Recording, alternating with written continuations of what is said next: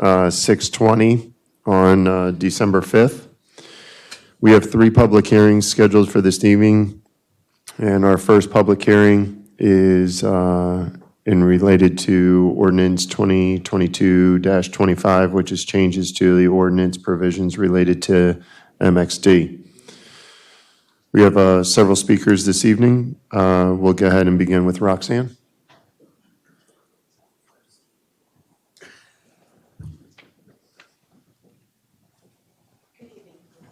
Oh, can you turn on that microphone, please? Nope. Now it is. Oh, thank you. Good evening, council members, mayor. I'm speaking this evening on the ordinance. At our September planning meeting, the Planning Commission voted to give this negative or not a positive recommendation back to you. Some of the reasons were this ordinance basically takes us back to before MXD. It just, everything that's in that ordinance, it just brings everything back to the original ordinances before we did the MXD.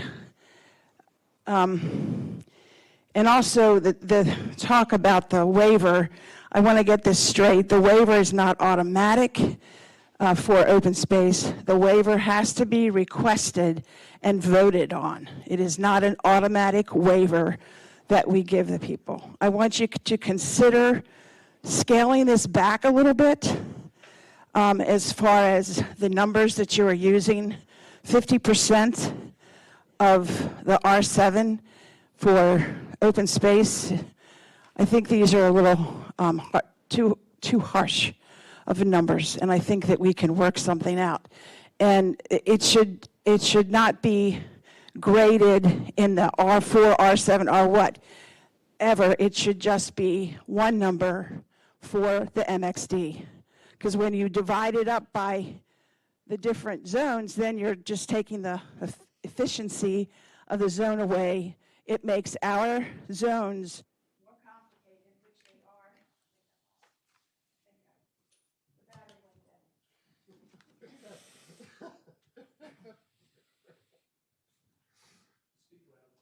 Speak loud, I can do that. So,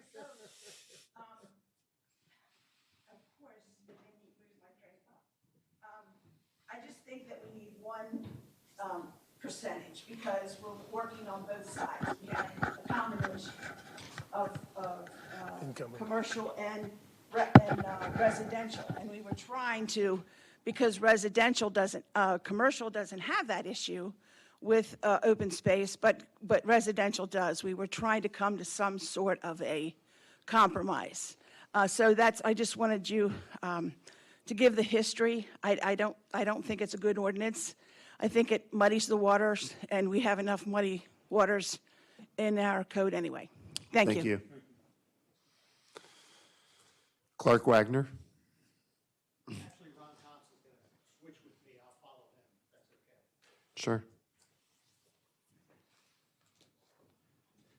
Good evening, Ron Thompson, Van Mar Associates, member of the Beck Property Development Team. And we strongly recommend the Town Council reject the proposed ordinance 2022-25 based on the following. 1, the proposed ordinance including the changes to open space requirements, lot sizes, and percentage of building types are dramatic departure from the originally adopted MXD ordinance, which was applied to the Beck property in October of 2021. 2, the proposed changes in the ordinance would make the development of the Beck property infeasible as a mixed-use development. 3, the proposed changes change the ordinance from a mixed-use zone to standard residential zone, thereby eliminating the flexibility of a mixed-use ordinance, which will not allow for a higher quality of design that the town has sought with the original MXD zone. 4, the proposed changes in the ordinance eliminates the collaborative process built into the original MXD ordinance, where the town and development team work together to agree on a mixed-use development plan.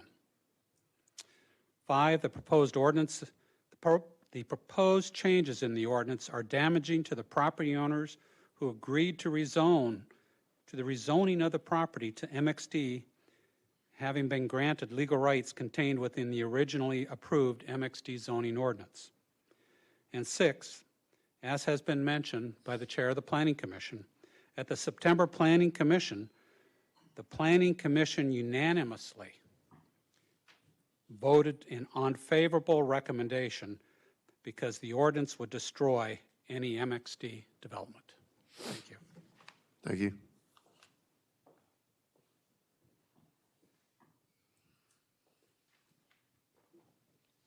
Good evening.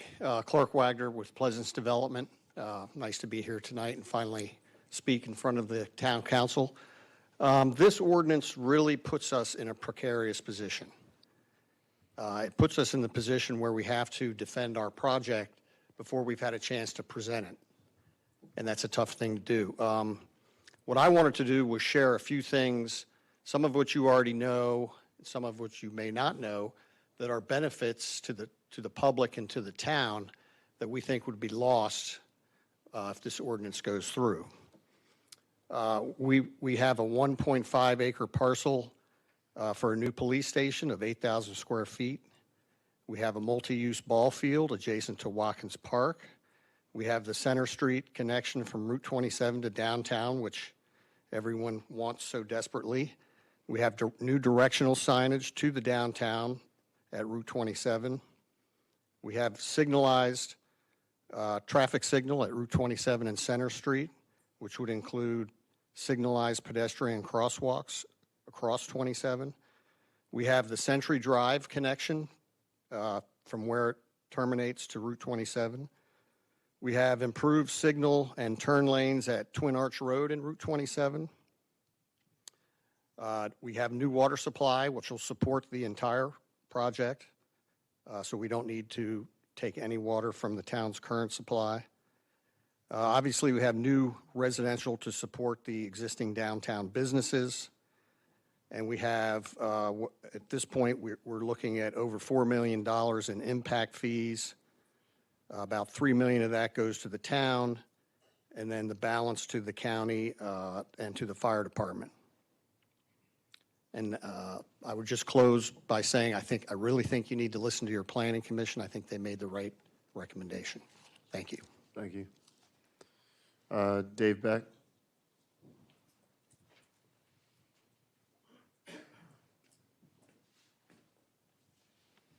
Good evening. My name is Dave. Last name is Beck. I'm one of the co-owners of the Beck property that this ordinance is related to. The comment I'd like to make about the MXD ordinance that we're covering tonight, I think it's a disadvantage that this ordinance has come up again and you're looking to change it midstream through when this MXD ordinance was approved last October in 2021. I think it's a great disadvantage not only to that property, but to the Beck family itself for how many years we've been going through this, dealing with this, that it's come to this point again where the MXD is looking to be changed to meet different situations. I think another thing that the council, and not only the council, but everyone in the town should realize that, you know, however this moves ahead, and I think it's a disadvantage to approve this in regards to get businesses to come to this downtown area, to get people to come to this downtown area. It's been brought up in past meetings that connecting corridors need to be there. At the top of the list, Center Street, the number one, connects from Center Street to Maryland 27 at the Mormon Church. Century Drive's another connecting avenue. Beck Drive coming across through the fields from the Ridge Swimming Club, tying into Center Street. Those are all connecting routes for people and businesses to look at if they decide to come here. So to end, what I'm thinking and hoping that this ordinance does not get approved tonight, because I think it's a great disadvantage. Another thing before I end, I think the development of our property and other properties around this town is good for the community. Not only the community, but for people, families that want to move here, businesses that want to move here, is good for the town. Look at it as a tax basis that you get off from whatever gets developed on these property. That's a good thing for the town. So with that being said, I still think this is a disadvantage coming midstream with this MXD change. I think once it went through last October, it should have been final at that point. So thank you for your time. Thank you very much. David Bowersox.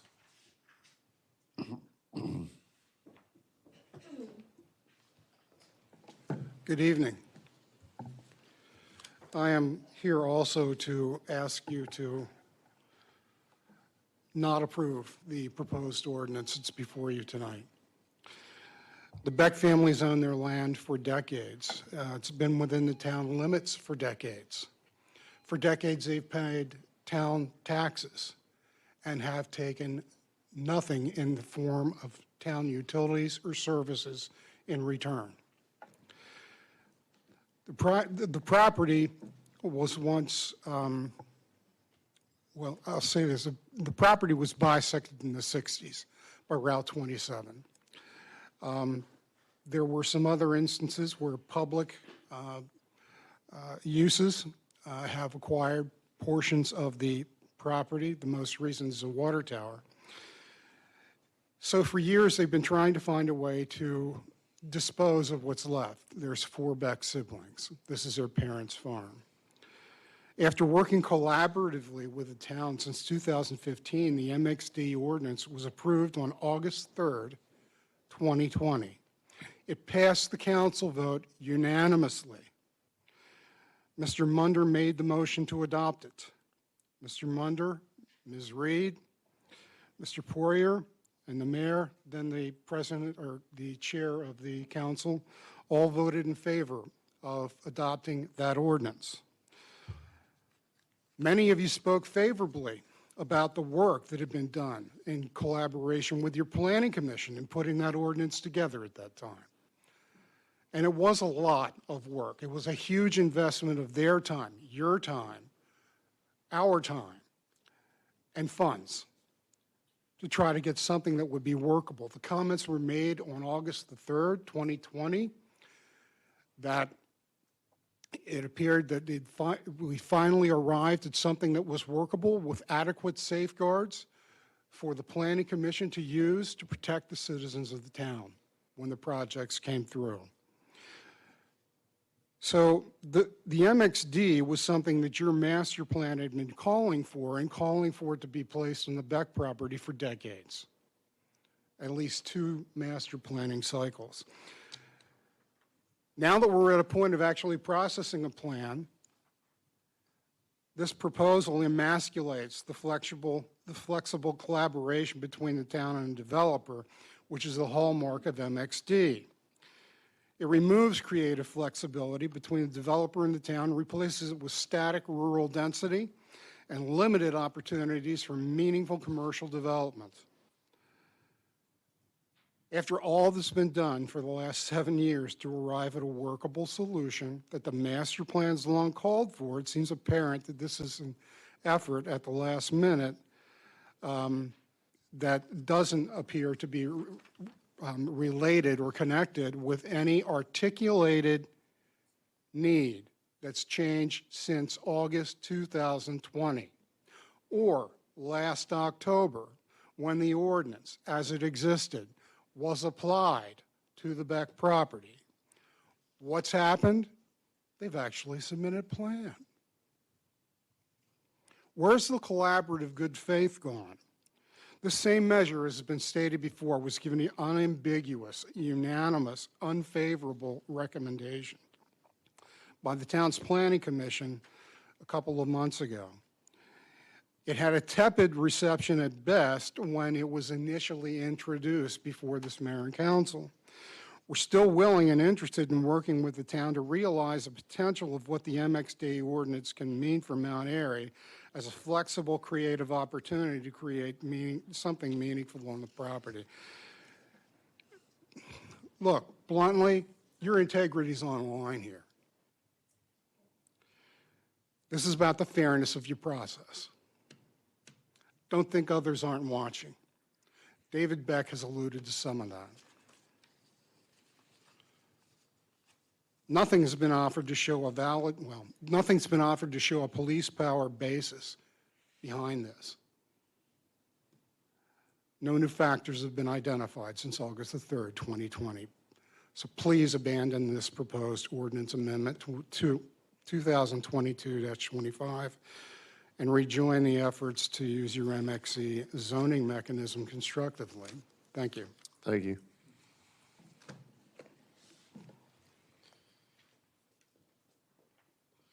All right. That was the first public hearing of 3 this evening.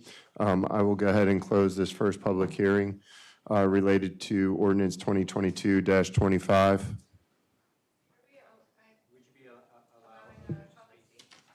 Do you mind signing in, please?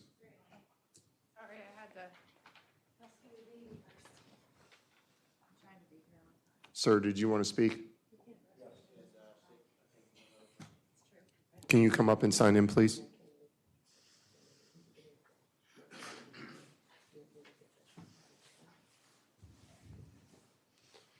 If you're here for the next public hearing at 6:40, it may be delayed just a few minutes.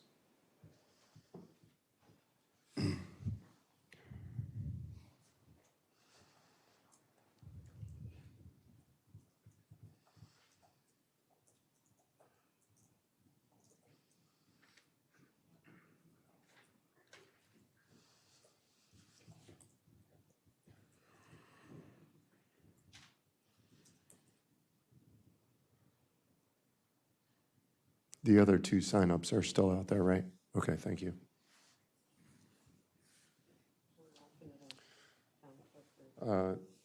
Nicole, would you like to come on up? Thank you.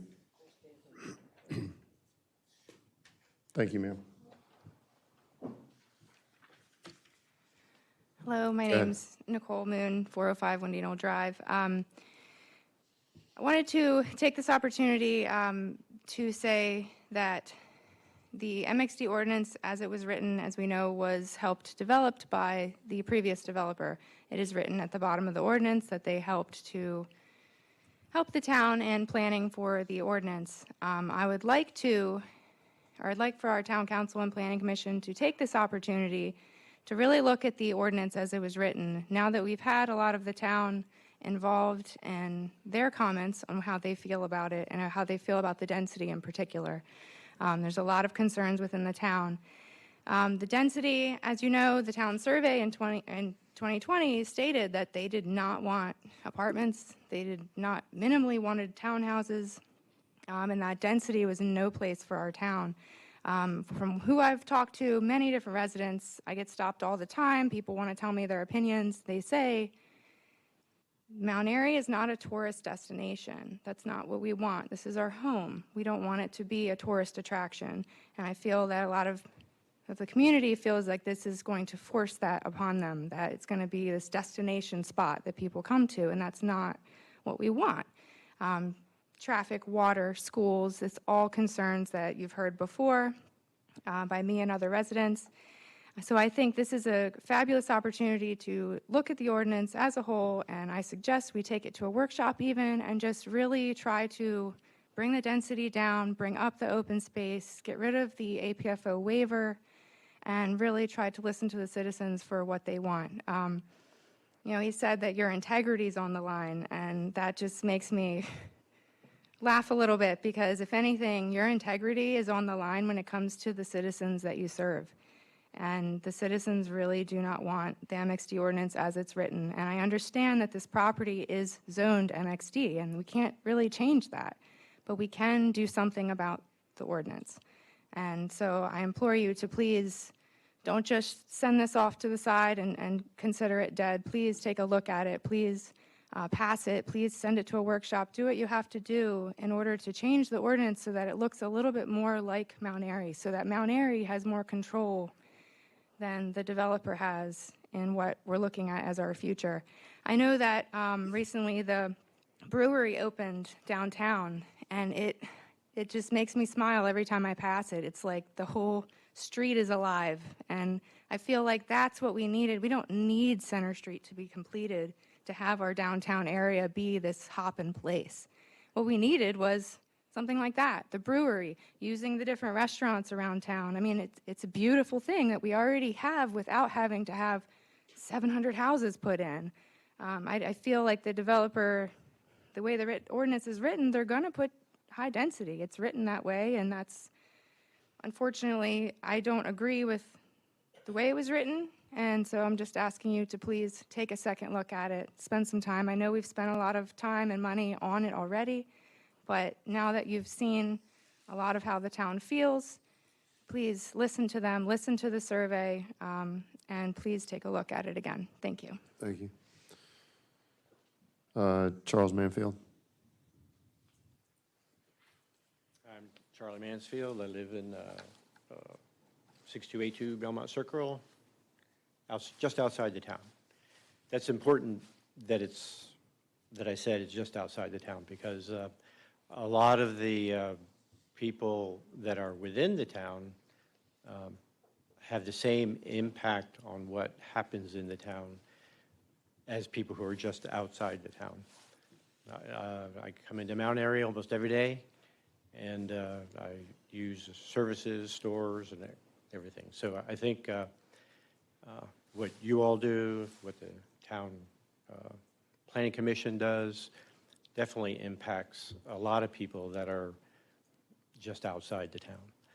So we hope you do a great job. And I would like to applaud Mr. Munder for putting a lot of effort into making this MXD ordinance a better one. I think these last many months has shown all of us that there are needs to improve this ordinance. And in order to help manage the development projects that are, especially on the Beck project that we've seen, and similarly on the Green Tree project. There's a real need to have more controls within the ordinance to help manage those projects.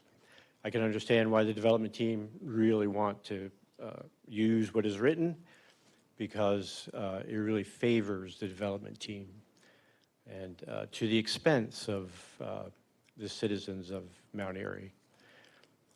I came up with a list of questions that I sent to Mr. Munder to get some clarification on some things. And I know you're working on those. And yeah, I understand. So please feel free to share those if you want to with others. So again, I think with this effort to improve the ordinance for MXD would be very beneficial for the town, and totally support it. Thank you. Kim? Kim Bynack. I live in the town limits in Mount Airy. I'm just asking you guys to please take this time to go through the MXD ordinance. The surveys, like Nicole Moon has said, that the citizens don't want this high density. We need to really revamp this to improve, and what your taxpayers and what we've done to put you on the seats that you're sitting in right now. We have elected you as town officials to do what is best for your town citizens and your taxpayers. The people that live inside and outside of the town limits, anybody within the 2177 zip code, 21771 zip code, that come in, they shop here, They spend their money here. They come to the brewery. They come to the distillery, Lorenzo's, all these local businesses. You put in these big, bring in other people that aren't local, then you're not giving back to the family-run businesses. And you really need to look at what your taxpayers are asking you to do. Don't let people intimidate you in doing something that's not right for your town and what's right for your town, the taxpayers. And I'm asking you and imploring you to please take this time to go through this and really look and make sure that you understand what your taxpayers want. We do not want high density. We want to spend our money on local family-owned businesses. Thank you. And Carl, thank you for introducing this. I support you. All right, with that, I'm going to go ahead and close ordinance 22-25, which is changes to ordinance provisions related to MXD.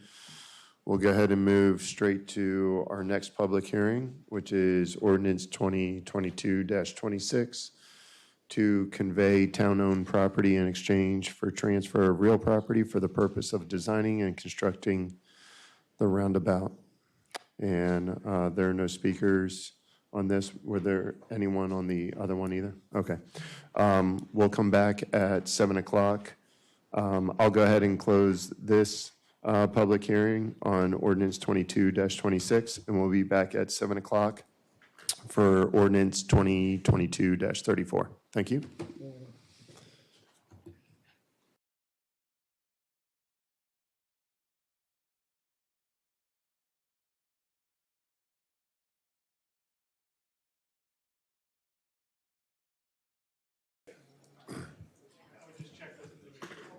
CMC still good? That was a yes? Okay. All right, perfect. It is 7 o'clock. We're going to start our third public hearing. The third public hearing is on ordinance 2022-34. This is to convey town-owned property in exchange for transfer of real property for the purpose of designing and constructing the roundabout. This is in reference to the second property. We did not have any speakers that wanted to speak this evening on the sign-in sheet.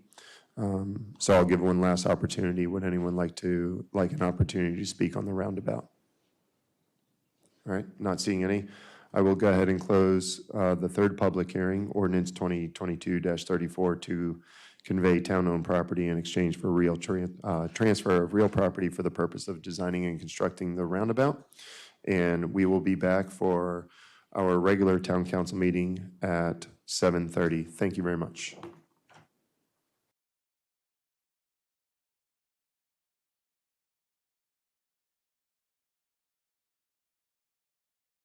Good evening. Good evening, Mount Airy. Thank you to those that are joining us here in the council chambers and those that are joining us live on Facebook as well as carrollmediacenter.org. This meeting is being broadcasted live on channel 23 or on the town's Facebook page. Today is December 5th, and we'll go ahead and get started with our Pledge of Allegiance. If you would please rise. I pledge allegiance to the flag of the United States of America and to the republic for which it stands, one nation, under God, indivisible, with liberty and justice for all.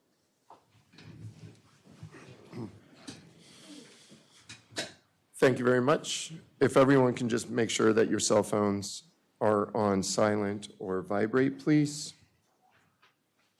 We do not have any presentations, but we'll go ahead and get started with public comment this evening. You can come on up to the podium.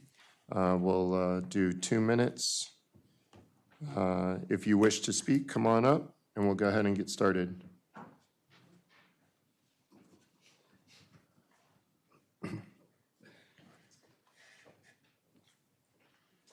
Ron Thompson, Van Mar Associates. Very briefly, on behalf of 97-year-old Doc Full, I'll make the pitch. Hopefully you approve his annexation request tonight.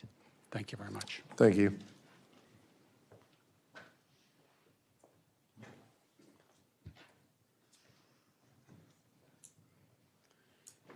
I guess I've been here before, Dave Pyatt. I have some comments that may appear harsh, but I think they have to be said. I reviewed the late October pre-concept plan for the Beck property. I wasn't sure I was supposed to review it, but it was available. And I did a somewhat, half-hearted review. And I was shocked at the outright misinformation, or in reality, lack of information. Yet this flew by the town staff and town planner. I'm not sure what the role was, but I found some fairly serious flaws in it, and it just seemed to zoom through. Okay, I cheated. I had 24 years on the council and over 40 years of engineering. So maybe other people weren't supposed to pick up on this. The town, and since I left the council, has changed the requirements for supplying water capacity to be after the fact versus providing water up front before the development can proceed. And I've had some discussion with town staff about when that was changed. I didn't get a date, but when I was doing this, the water had to be secured. Is that right, Tom? You don't have to comment, but I'm just saying at one time, you had to have the water capacity in hand before you went to the pre-concept stage. Well, there was not a pre-concept stage. Okay. MXD is the first that we ever had a pre-concept, but you did have to have Okay. a like concept. But to go to the, to get approval. So maybe that was part of MXD. You please wrap up, please. Yeah, the developer and the town are now engaging in a series of Hail Mary passes to find water in any nook and cranny, annexing land as water recharge or using water from the upcoming and often debated Lashare Harrison annexation. I mentioned at the last meeting, I spoke with the Maryland Department of the Environment, and they said, just change the law or your code to allow us to have the water up front. They would prefer it. And, for some reason that is proving very difficult to do. This is time. No, not tonight. Thank you. The elected officials will come and go, serve 1 or 2 terms, get voted out or driven out of office, and the weebies, we be here when you come and we be here when you go, are in for a big windfall. Welcome to Urbana, Gaithersburg, Monrovia, and Sykesville, I guess. I hope this at least lets people know the truth about what is transpiring and possibly energize enough of them to show up and stop it. Thank you. Thank you.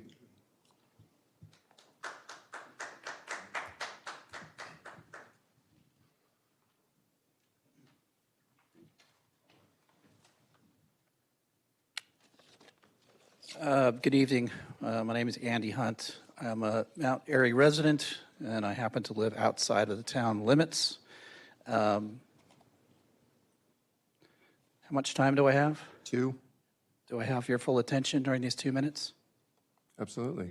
Okay, because I couldn't tell because... We're writing notes when the public speaks. Okay. I want to clarify that because I'm tired of people saying, we're not watching you. I'm Okay. actually writing what you're saying. Sir, Thank out you. of respect for you, I'm going to restart your time. Please go ahead and start, okay? All right. Thank you for the explanation. I appreciate that. No problem. So my name is Andy Hunt. I'm from Mount Airy. Do not live in the town limits, but I would like to say a couple things about people who do live in Mount Airy. We all have one thing in common, whether living within the town limits or within the greater 211771 zip code. Whether we grew up here, were born here, or just moved here, we all love a sense of small town charm and open space. That's why we moved here. Now we feel like the very essence of small town living is being threatened by overdevelopment. The council and the planning commission are in various stages of review for multiple developments which would forever change the face of Mount Airy and surrounding areas, start making it look more like Rockville. When looking at the pre-concept plans for these developments, what I ask myself and what I ask of you and others is, does this look like Mount Airy? Does this look like the Mount Airy we know and love? Does this look like the Mount Airy we want to see? or does it look something like something that belongs in Rockville or Gaithersburg? Citizens Against Mount Airy Overdevelopment, CAMO, believes that any of these developments should be fully scrutinized and should include meaningful input from the public to assess the impact on the entire community. I ask that you visit our website, www.keepmountairysmall.com, so you can read our position statements on the various positions. As a result of our work and our research, we have sensed that land developers and their representatives have too much influence over the town council and planning commission. Developers have made disingenuous and unrealistic promises with no independent review of their pre-concept plans and little questioning by town leadership. Developers and their representatives also have meddled in the town government process by suggesting specific language on zoning codes and push to approval of their developments. Can you please wrap up? Yes. Developers and large landowners stand to make tremendous profit on these projects, but have little regard to how they would forever change the face of Mount Airy. We ask that you would keep Mount Airy small. Thank you. Thank you very much.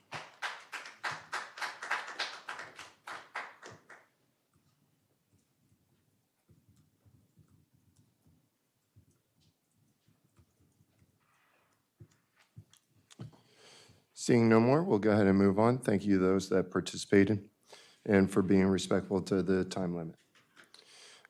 We have no speakers this evening. We'll go ahead and move to the approval of the council meeting minutes as well as closed meeting minutes and minutes related thereto. This is November 2022 Town Council meeting minutes, November 2022 public hearing meeting minutes, annexation resolution 2022-45, 8.3360 acres of land, more or less, situated along the northerly and easterly side of Buffalo Road, as well as November 2022 closed meeting minutes. This is 3-305B3, to consider acquisition of real property for the public purpose of matters directly related thereto, South Main Street. I will make a motion for approval. Is there a second? Second. Councilwoman Reed seconds. Any major changes to those meeting minutes or closed meeting minutes? Hearing none. All those in favor of those minutes signify by saying aye. Aye. Any opposed? Thank you very much. We'll go ahead and move to the Mount Airy Police Department monthly report. Chief Reitz. And Chief, before you begin, we do have a hefty agenda this evening. Is that my cue to keep it quick, huh? Okay, I submitted my monthly I didn't want to report say anything, but thank you. electronically. Does anybody have any questions? Is that too quick? That was a little too quick. All right. You can elaborate a little bit. Okay, all right. During the month, we had several trainings. We had one of our civilian employees went through NIBRS training. One officer went through TASER instructor training to train the officers in the use of their controlled electronic devices. He attended a winter weather coordinating meeting for Carroll County and also attended the Main Street Safety Task Force meeting as well. Community outreach, we are having a Pack the Cruiser event on December 15th at the Food Lion, and the Walmart officers will be there just collecting non-perishable food items to benefit the Mount Airy Net. That will be between 4 and 8 p.m. on December 15th again.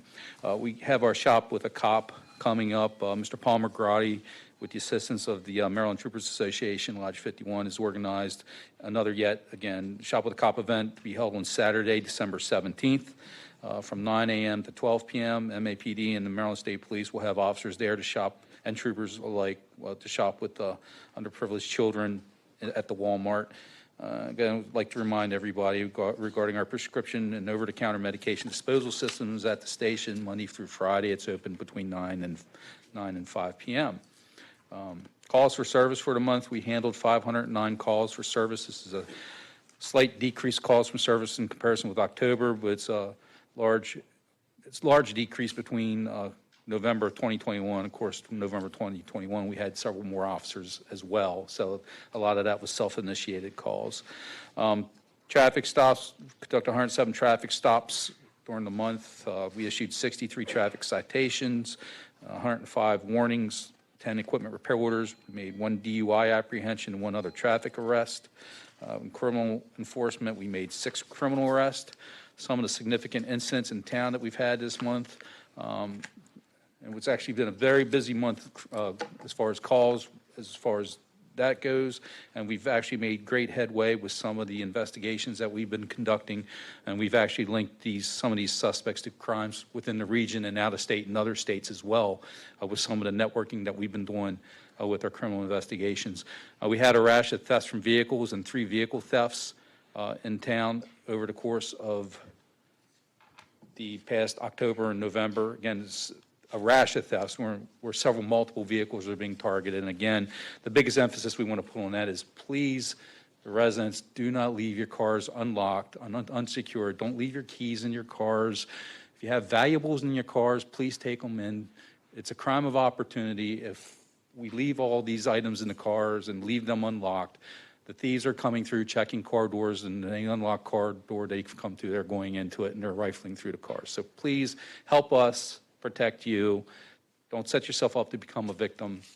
Make sure you lock your cars and take all your valuables inside. And if you have a garage, use it. Park your car in the garage. We had a counterfeit money case where we linked a suspect to several thefts within the region, as well as up in a town in Maine. And we were able to identify him through our networking with other agencies. We also had a flim-flam theft short change scheme happen at the Walmart where we identified 3 Romanian nationals as being involved in this, and we ended up solving cases up in Frederick, 2 other cases up in Frederick, and we were assisted by the Montgomery County Police Department. We also had a theft of 50 car batteries from Walmart where the suspects were bringing in a U-Haul and taking these items, used items, and selling these batteries for the precious metals inside of them. We were able to network with other agencies, and we actually apprehended them at a scrap dealer in Baltimore City with the assistance of the Harford County Sheriff's Office. So a lot of good things going on with our officers, networking with other departments, and seeing how that really makes a difference in the community and so forth when you work with others. Group A offenses for the month, we did have 44 Group A offenses, and that included 9 assault offenses, 1 burglary, 1 counterfeit forgery case, 3 narcotics violations, 3 destructions of properties, 4 frauds, 20 larceny thefts, and 3 motor vehicle thefts. Year-to-date, Group A offenses, we've had 309. This is a 33% increase in Group A offenses compared with October. Group B offenses, we had 14 for the month. There was 4 disorderly conducts, 5 family offenses, nonviolent, 1 DUI, and 5 other types of offenses. Year-to-date for Group B offenses, we've had 85, and this is an overall increase compared with October when we only had 5. As far as opioid overdoses, there was none to report for November, and that will be the police department's report. Thank you, Chief. Council, Mayor, any comments? Thank you, Chief. Appreciate it. Thank you. Bruce, Mount Airy Fire Company. I'll condense my report.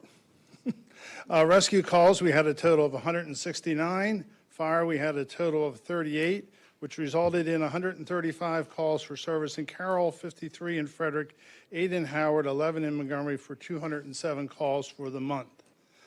We had our annual elections, and our president, Dan Caiola, was reelected, and our fire chief, Russell Halterman, was also reelected, so they'll be serving you this coming year. On the 18th, we have our breakfast with Santa at the reception hall from 7:30 to 11, so we hope to see you all there.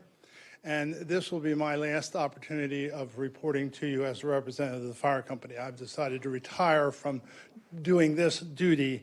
I don't know if I have a replacement or who that will be at this point, but it's been, I think, over 8 years that I've been doing this, and I decided it was time to step aside. So I will be coming back from time to time and wear my other hat, which I'm going to put on real quick, and remind you that we have the election coming up in May. You might say, well, gee, that's sometimes away. The nominating meetings are the 21st and 28th of February. And so that's not much time. So if anyone is considering running for office, they should start to make those plans and prepare for that. Also, if any groups or the council or whatever is considering the possibility of a referendum, keep in mind that we have to create, approve, and have printed the ballots in April. And so if there is any talk or any plans for referendum, that needs to be something that needs to be addressed fairly quickly also. So time is of the essence on some of those issues coming up. But I wanted to make everyone aware that before you know it, we'll be in election season. So are there any questions? Bruce, thank you for your service over the time in reporting and the multiple hats that you wear, sir. Okay. Thank you very much. All right. I concur with that.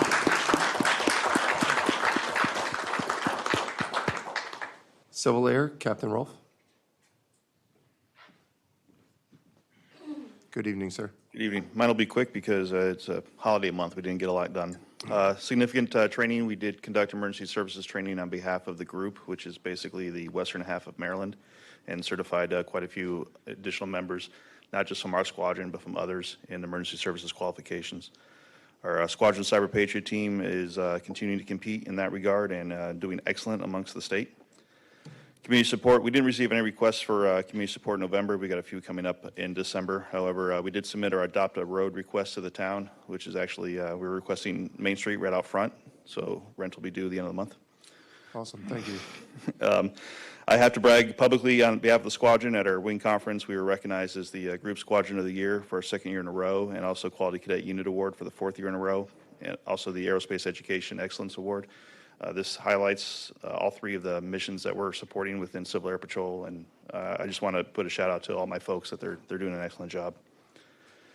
Under significant training, our cyber flight is still in proof of concept mode, but we did report on a recent cybersecurity assessment that we've done during an emergency services training event. This is helping to build what this concept is going to look like for our squadron and what we can provide as an additional capability added into essentially into our emergency services portfolio and what we can provide to both the community and Civil Air Patrol as a whole. We remain mission ready and if we need to be called upon, and as I said, we have a couple events coming up in December where we're supporting both the Marine Corps League and the Wreaths Across America ceremony.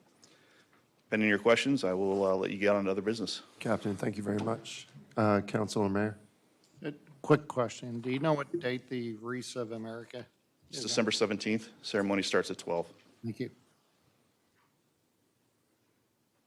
Captain, thank you very much. We're going to move into new business, and first up is a Public Works Agreement. This is the bond release for Chick-fil-A Ridgeville Business Center, Section 1, Lot 1, amended plat, as well as the site plan.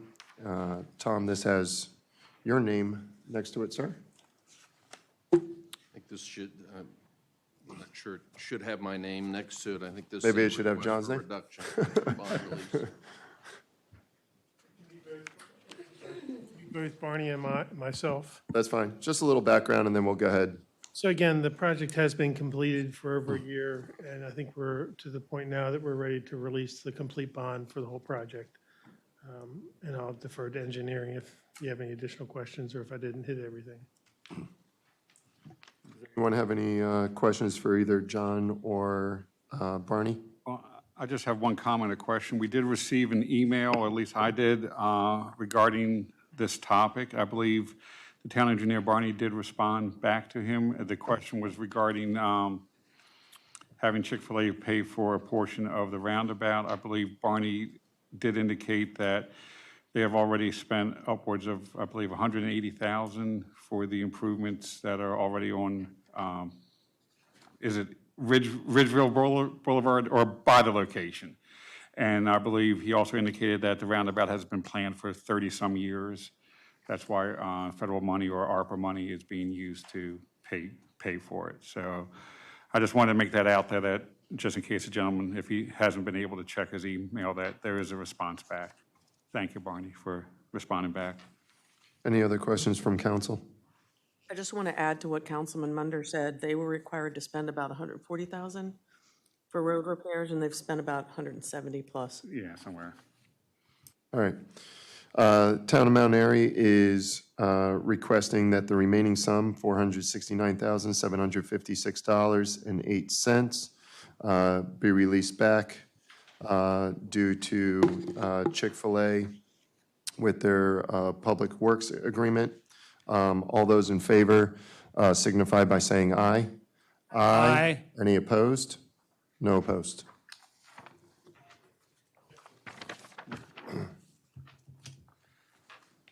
And just one more comment with Chick-fil-A. I believe they celebrated their one-year anniversary in town this past weekend or something, I was told. So congratulations to them.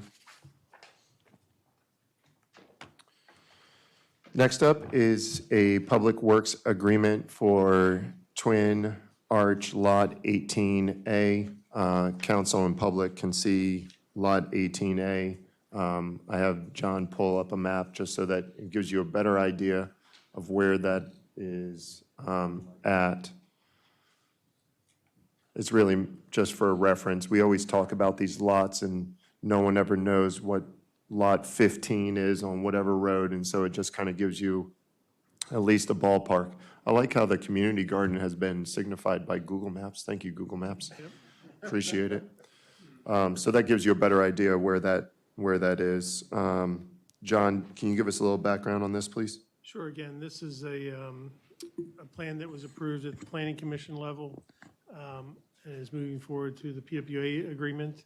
Again, Lot 18A is on the east side of Rising Ridge Road, just north of 144. Again, this is an industrially zoned properties all up and down Rising Ridge Road here, except for right at the edge of Lot 18A. We do have two residential properties that'll be abutting this new division and site plan. Again, there will be a 50-foot buffer between that residential lot and any building. There'll also be a Class A screening that'll be bordering the edge here that will not impact the two residential homes that'll be adjacent to this new site plan or site development plan. Has there been any indication as far as what would go on this lot? Currently, there's 3 buildings that'll be flex use, so they're meant to be small individual businesses that might use them as a storefront or possibly corporate headquarters.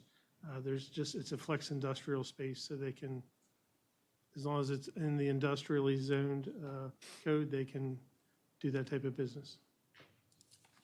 Any other questions or comments from council? I just have one question or comment for John. During this, I believe this has been approximately a year in the making now, or at least nine months. A little over a year. And throughout the whole thing, all the notices were mailed to adjoining landowners, and none of the landowners or there was very little to no opposition Yeah, I've to had this. no correspondence from any of the adjoining property owners. So, all right, thank you. Any other questions? All right. All those in favor of approving the PWA Twin Arch Lot 18A signify by saying aye. Aye. Any opposed? Thank you. Hello? All right. Next up is Brittany Manor. This is a roads transfer to the town, as well as the deed and easement for those roads. Tom, your name is on this one, though. Yeah, it's a fairly standard deed of easement. I have reviewed it to form, and it's in the proper form.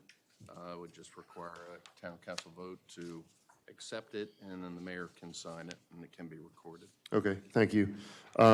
Is this when we get it, is this when we do our final paving on it? Or has the final paving already been done, and this is just so we can now plow the road? Yeah, so I will transfer to engineering, but yes, I think Okay. the top coat actually hasn't been, oh no, this is within inside Brittany Manor, and yes, the top. Has the coat top been- coat been done or not? Yes. Top coat is done. Yeah. So it's level to curb? Correct. That's okay, it's fine. I'm not blaming you, not yet. So generally, that signifies, basically when we start transferring over, our, Okay. responsibility for plowing and stuff like that. Yeah. Okay. And then just because it's additional property that we have to pave as far as gas and salt and everything else, Mayor, I'm not saying that you haven't thought of it, but just something to keep in mind. Another, I don't know, how many miles of road, 3/4 of a mile or whatever. More than that, I A don't. bit more than that, but yeah. Yeah. Yeah, I'm just something to think about. I know we're taking on some more roads here. Do you need, we need approval on this? Okay, thank you. All right, we'll go ahead and vote for approval for the roads transfer. All those in favor signify by saying aye. Aye. Aye. Any opposed? No opposed.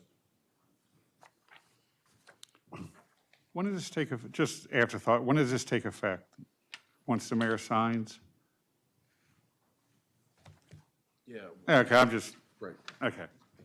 Snowstorm. That's what I was trying to figure out so we don't get complaints or something. All right. Next is the recommendation of award for the Prospect Road Water Main design. And Barney.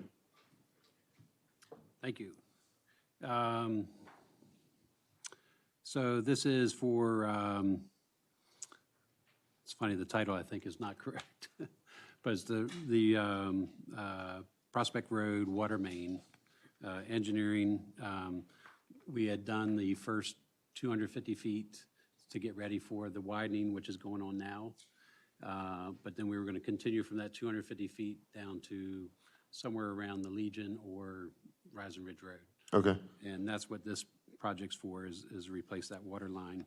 It's one of our oldest water lines in town, and it connects our largest water station to the 3 towers. So this was certainly one of the, and we have lots of maintenance on that line. So this was an ideal next infrastructure project to work on. Mm-hmm. It is an ARPA identified project, and this is, again, the design for it, and then hopefully this coming year we would, budget for the construction. Okay.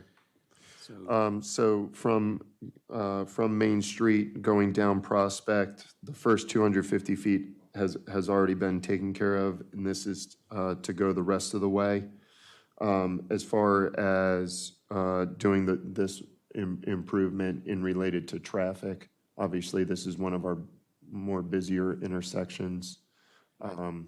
We're going to try to alleviate that as much as possible. yeah, so just like on Main Street and Center Street, where we've done water main improvements, there will be flagging, there will be 1-lane closure, but no time do we ever want to close the entire road, so we always try to have traffic going through. Okay. Center Street is a different animal than Prospect, so we know that's not a fair comparison. People for the police station or going to karate or bowling, that is different than residential traffic trying to get onto Main Street. So we'll do the best that we can with what we have to work with. All right. And this is all for design, and then we'll do the project later. Correct. All right. Just a quick question, Council President. To Barney, probably, to the town engineer, excuse me. I believe when we started, I guess there'll be temporary hookups for any residential properties that could be impacted by shutting the water off and taking the old water main out and things of that nature, like we've done in the past. Yeah, but it won't just be for houses, it'll be for whole developments that might not be connected Right. elsewhere. So, yeah, there will be a temporary water main installed, whether it's in the curb or on the grass. Yeah, to read That's, this. part of the design. Okay. And that will feed those communities while this is all taking place. All right. Yep. And are we presuming that there might be asbestos also in old cast iron like there was on Main Street? I think this should be primarily all cast iron. Okay. All right, cool. Thank you. All right, thank you. So staff is recommending, is it A. Morton Thomas and Associates or AMT for the amount of design in the amount of $152,728. All those in favor, please signify by saying aye. Aye. Any opposed? No opposed. Thank you very much. Mr. Mayor, we'll go to your commission reappointments and appointments, and we have a hefty list. Yeah, thank you. Some of them we might be able to group, hopefully. But first one, and you should have received his application in an email, Ben Gu to be appointed to the Economic Development Commission. Mr. Mayor, do you mind if we do that one first? Yeah, that's fine. All right, thank you. All those in favor of Ben Gu being appointed to the EDC Commission signify by saying aye. Aye. Any opposed? No opposed. Do you want to do, yeah, just keep going. Okay, Kenneth Humble to be reappointed to Recycling and Sanitation. All right. All those that approve Ken Humble signify by saying aye. Aye. Any opposed? Tina Swanson to be reappointed to Beautification Commission, All that, please. sorry, all that approve signify by saying aye. Aye. All right, Donna Marie Needle to be reappointed to Economic Development Commission. All those that approve? Aye. All right, and the rest of them are Board of Elections, so Bruce Walls, Mark Moxley, Dick Swanson, and Anne Marie Duckett to be reappointed to the Board of Elections. Signify by saying aye. Aye. Any opposed? No opposed. Thank you. Thank you. We'll go ahead and move to ordinances and resolutions. First up is the Annex Resolution 2022-45, which is 8.336 acres of land, more or less situated along northerly and easterly side of Buffalo Road. Our town planner, John Breeding, has that property map up on the screen just to give everybody a better idea of where this is. Those are the Summit Ridge baseball fields in the bottom right corner there. Okay. All right. This is up for adoption, so I'll make a motion for approval. Is there a second? I'll second. Okay, Councilwoman Reed seconds. We can have any discussion that you would like. So if anyone would like to start, please go ahead. All right, I would like to start. Thank you, Council President. I'll group my comments under the banner of concerns about process. So I'm looking at this particular document, and this is the review of the annexation proposal by the town planner and as a representative of the town. And so let me read you the recommendation statement from this document. And that statement says, we recommend that the Planning Commission offer a favorable recommendation to the Town Council regarding the Buffalo Road Investment Full Property Annexation Petition with the condition that the petitioners successfully resolve the outstanding areas of concern outlined in this memorandum to the satisfaction of the town planner, which may necessitate the creation of a development plan.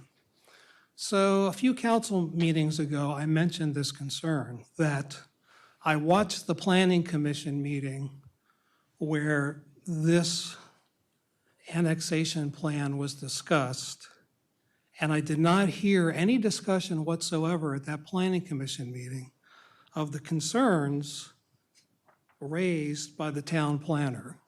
Yet the Planning Commission offered a favorable recommendation to put this forth to the council. Now I look at the final resolution, and there is a list of at least 7 concerns from the town planner, i.e. from the town, that I do not see addressed in the final resolution that we have in front of us. So my concern is 2. 1, I don't know why, maybe it was an oversight, but the Planning Commission didn't even discuss these concerns raised by the town planner and gave a favorable recommendation. And now we have a final resolution that does not address the town planner's concerns. And there's a listing of at least 7 of them. I'll just read you 3.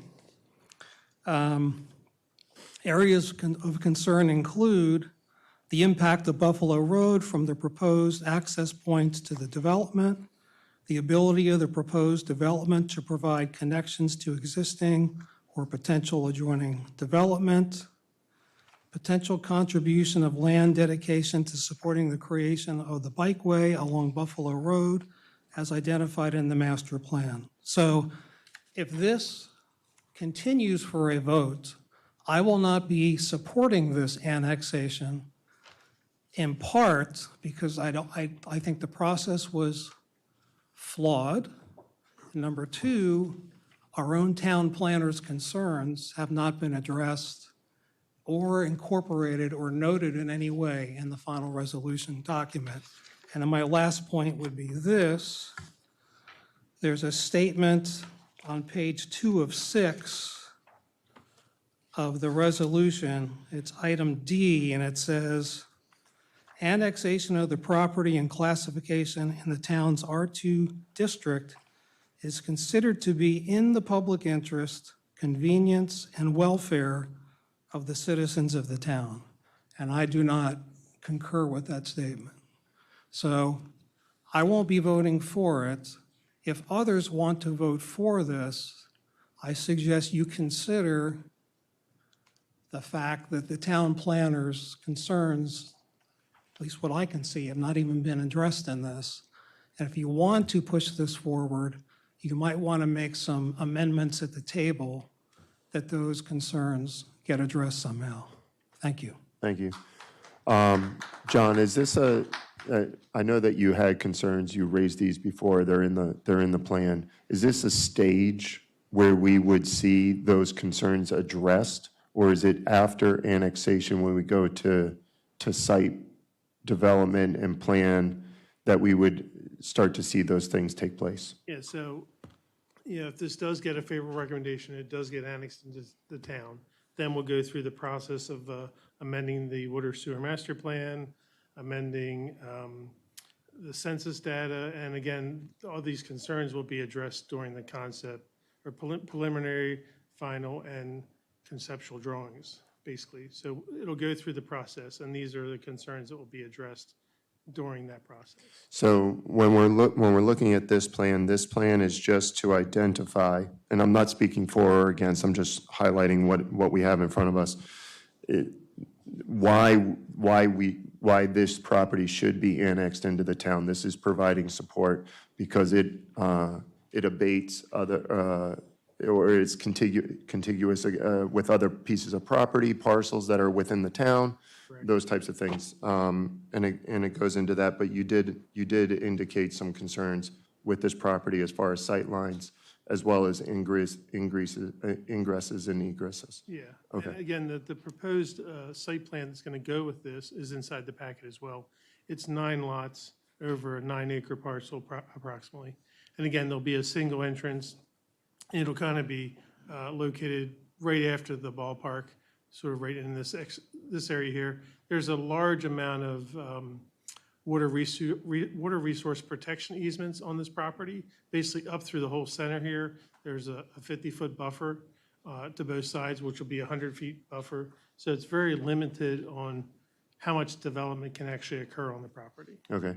And I think some of the concerns that Councilmember DeMotor raised may be to the fact that what assurances or guarantees do we have that if we annex this in, essentially it's off of our table at this point.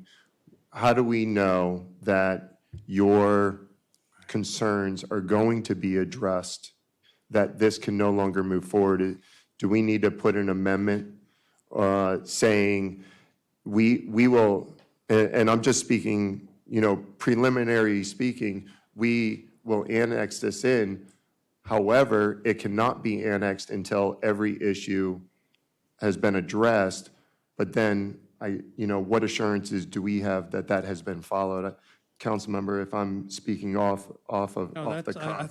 think you're getting it, is there's nothing in this resolution document that ensures us that any of those concerns are going to be addressed. It speaks to the need for perhaps a future development plan, but I think you ought to put in writing the fact that that development plan and other plans need to address all these concerns. Otherwise, I don't know how you would want to approve annexation without an assurance. And because this is a residential piece of property, that once it's annexed in, it's off of our hands, it's off of our table, it goes off to planning, we don't see it back again, ever. That's correct. Okay. Council member, I was going to let anybody else, and then, okay. Can I Any mention oth- one thing real quick? I'm just wondering, Pardon? I'm wondering if, if you're concerned about that, maybe it's that we go through a DARA. Now, again, we've never done a DARA yet, but we might be able to do a DARA that would spell all that out. I would defer to our council in that respect. Okay. You don't have to answer that just yet, if you wanted to gather your thoughts on that. Council member Munder. Well, I was hoping that, I believe at the last meeting before, when this was reintroduced, that Tom requested that if anyone had any concerns, that please forward them to him to have included into the resolution. Unfortunately, I got tied up in life and other aspects. I was unable to do it. But I know what Councilman DeMotor is referring to. I was hoping that somebody else would have contacted our town attorney to put them in. And I'm some of them can be resolved probably in the annexation agreement or put some assurances in it. But I believe, it's 8 acre, it's nine homes subdivided up into the upper corner, close to the Summit Ridge Park. It can be worked out. We also have the potential to take care of that dangerous turn there, because I believe part of the annexation agreement requires us with the county, wants us to take over that portion of Buffalo Road into the town, so we can take care of some of the dangers of that curb. So I believe if somebody else is willing to make a table amendment to address some of Councilman DeMotor's concerns, or put into it where it can be potentially addressed or looked at in a DAR, I would be happy to move this forward with it, because I believe that some of the concerns are valid.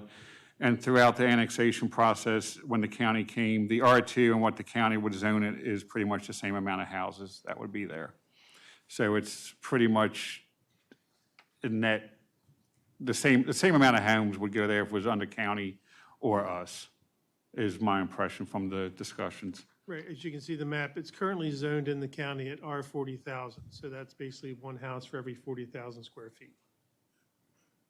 Yeah, so, as John indicated, there is massive setbacks for watershed protection that people did. There was public comments from the adjoining landowners that can potentially be addressed at the, I want to say the concept phases and things of that. Some of their concerns were how would we be able to limit people walking over there to fish at the pond and stuff. We can try and address that too. And we would get sidewalks potentially up along the whole property along Buffalo Road to add walking capability along Buffalo Road to Summit Ridge. So some of the concerns are addressed or potentially can be addressed by adding something to it. I'm would probably say okay with it. Councilwoman Reed or Councilwoman Galletti? So, John, just Can you just make sure your mic's a little closer, please? clarification, the concerns that you raised are typically addressed at the planning process, right?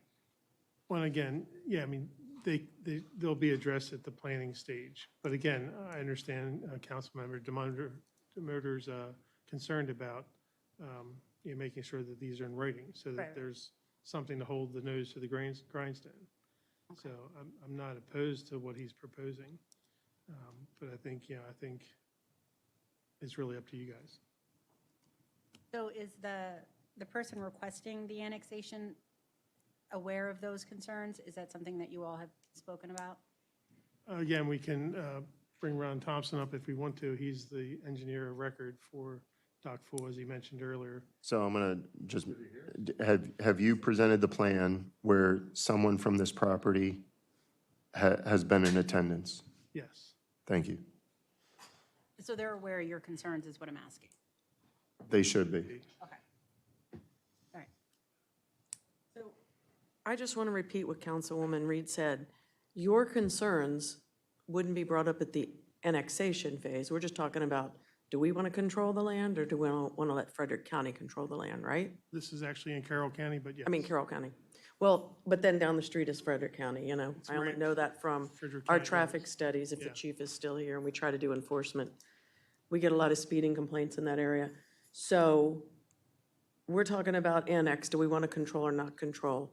But your concerns, clarify, I think you just did with Councilwoman Reed, would come at the concept development stage, not the annexation stage typically. That's why they weren't addressed yet, typically. Correct. Normally they'd be at the Develop- concept plan. There won't be a pre-concept. Sorry, concept plan. Yeah, concept plan. Okay. Preliminary plan in this respect. So would you be good if we did a DARA for that? It sounds to me like we're talking annexation versus development and his concerns. I agree with you, the concerns are valid.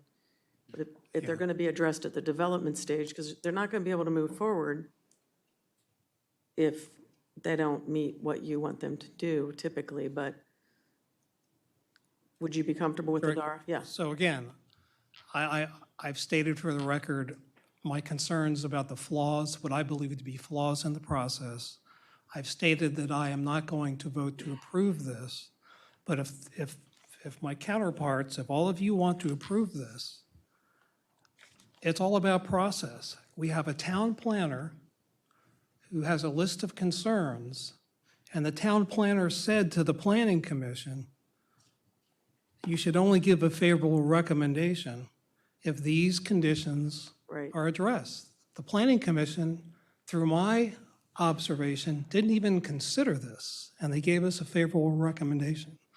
Now, the council, it's up to the rest of you. If you want to move this forward and vote for it, I'm just surprised that you wouldn't want this in writing as part of this resolution you're going to approve. You can make an amendment and add all of these concerns and say these must be addressed in whatever appropriate phase, I think in the development plan.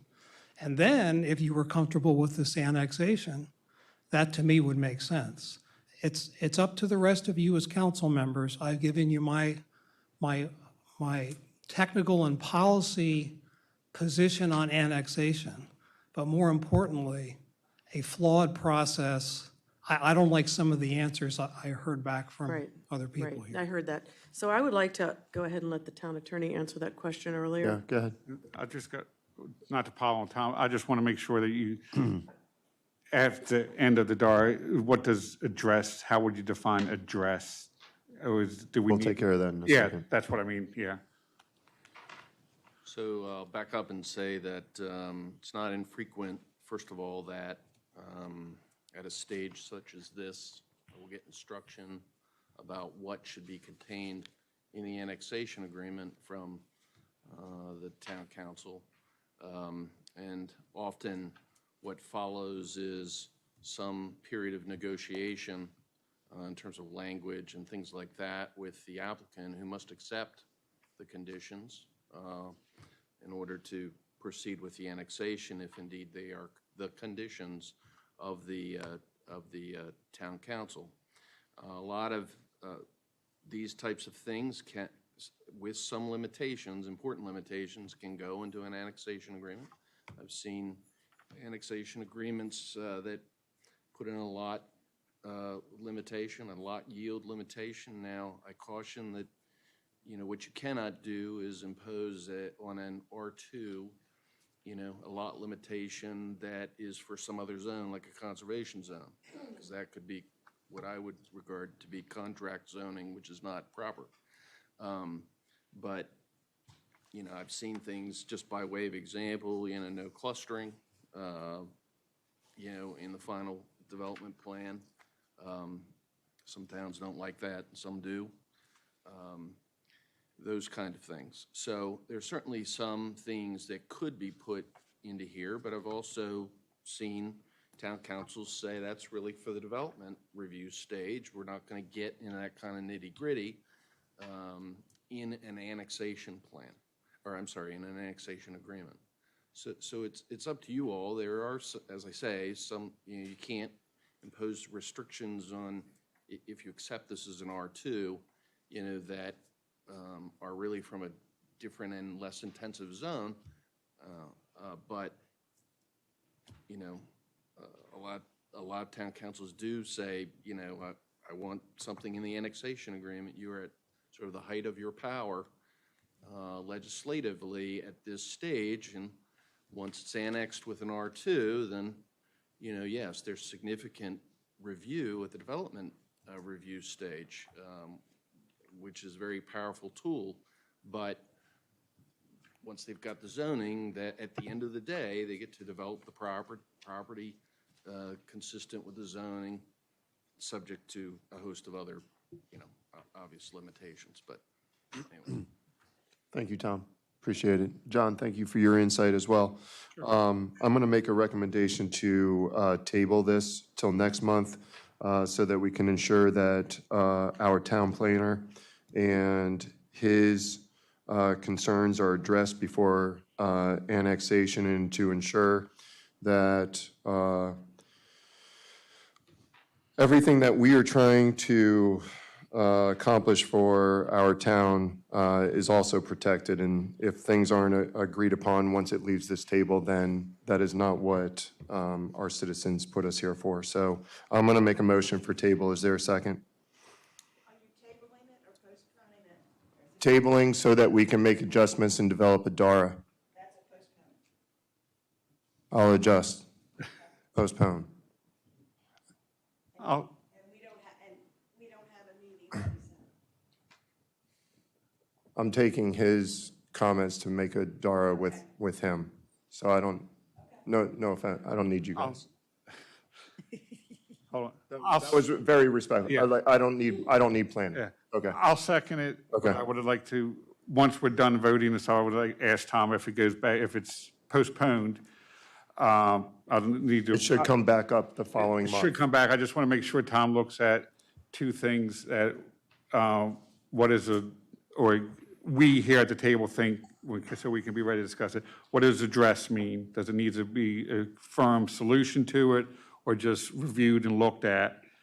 And would a DARA come back to us for final approval through this? Well, the DARA would occur later after you've annexed, and yes, it would be approved by you all. Okay. But what we're here to talk about most immediately Yeah. is what do you want in the annexation agreement, supposing you have some conditions that you want in it.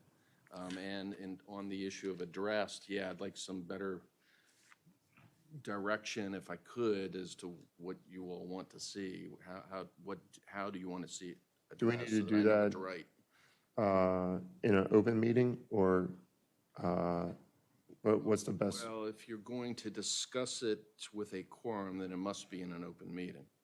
But individually, if you're writing to the town attorney, saying, I would Okay. like this, I would like that, and as long as there's not contemporaneous discussion on the electronic communication, which, as a different town right now knows should not occur. We're talking about. Watching, then it's Okay. fine. All right. Thank you very much. May I just add, perhaps this, I don't know if this is helpful or not, but for example, one of the concerns listed is the ability to directly access the Summit Ridge Ball Field through a non-vehicular pathway. So my question is, if that's something the council think is very important, along with these 7 other concerns, it seems you could simply make a motion, or when we do address this, you just list these as concerns that need to be addressed, and you put it into this document. And then you can vote on the document, and that way you'll know they're in here as concerns and they must be addressed as part of the agreement. My suggestion would be that I get these early enough after tonight so that I can draft something up. Anything we draft up has got to be acceptable to the applicant. But that would give me time for it to run and/or dock full so that they can have a proper review. Right. And come back and oftentimes they'll come back and say, I don't like that language, I'd like something different, that kind of thing. Okay. Good. Just have a, There is still a motion on the table. I just want to make that aware. Go ahead. have a question about something you just said. So are there two avenues to get these suggestions in? One of them being putting it in the annexation agreement, the other one putting it through the DARA? Is that a true statement? That is a true statement, but I would say that you are at the height of, the town council is at the height of their power legislatively at this stage with this agreement. Okay, all right, thank you. Limitations, of course.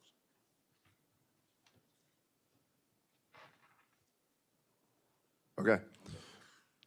Everyone understand the motion on the table? Postpone until next month, develop a DARA with the town planner's concerns. No, Dora.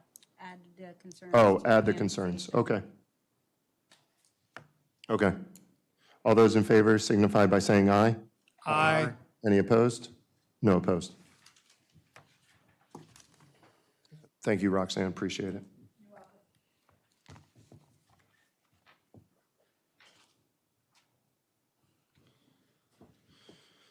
Next up is just a reminder, ordinance 2022-12. This is to amend the code to align to Carroll County's forest stand delineation plan.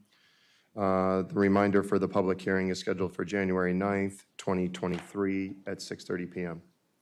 There is also another reminder for ordinance 2022-21. This is proposed changes to the CC Community Commercial District. This public hearing is at January 9 at 6:45. Last reminder, ordinance 2022, this is proposed changes to NP Neighborhood Professional District. Public hearing is scheduled for 7 p.m. All right, we're going to move on to ordinance 2022-25, changes to ordinance provisions related to MXD. This is up for adoption. I will introduce, is there a second? Second. Councilmember Wonder seconds. Any discussion? Yes, sir. I will start with the discussion here.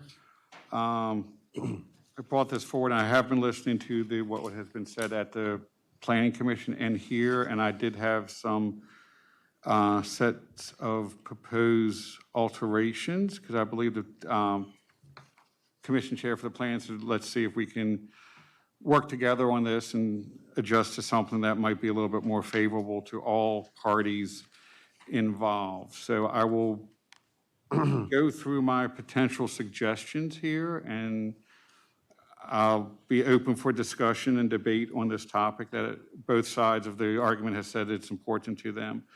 On page 2 of 10 of the ordinance, under 25-5, adequate facilities, parks and open space, section G, I am considering or wondering if a 30% reduction from 50 to total gross acreage for open space would be acceptable. That lowers it to what I believe we would, what was that? You said a 30% reduction. Well, excuse me, lower it to 30%. So a 20% reduction. A 20% reduction, reducing it down to 30. I believe that is what we were working towards when we were discussing the proposal from the Kaz brothers. We're getting down to that. On the next page, page 3 of 10, on section 1, of course, is just clarification, is basically changing the number to correspond to the previous change down to 30. Following that, at the last sentence of, I want to say, paragraph 2, change that to, since we are lowering or potentially considering lowering it down to 30, change that to 25%. So it gives a 5% leeway depending on some things might be available or not. Excuse me. Let me make sure I'm not, okay, not saying stuff that,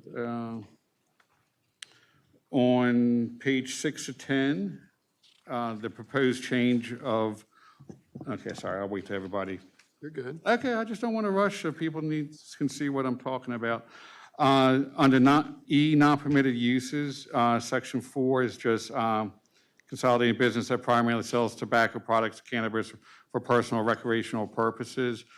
Try and limit that to primarily to the existing locations within town, which is the commercial zone.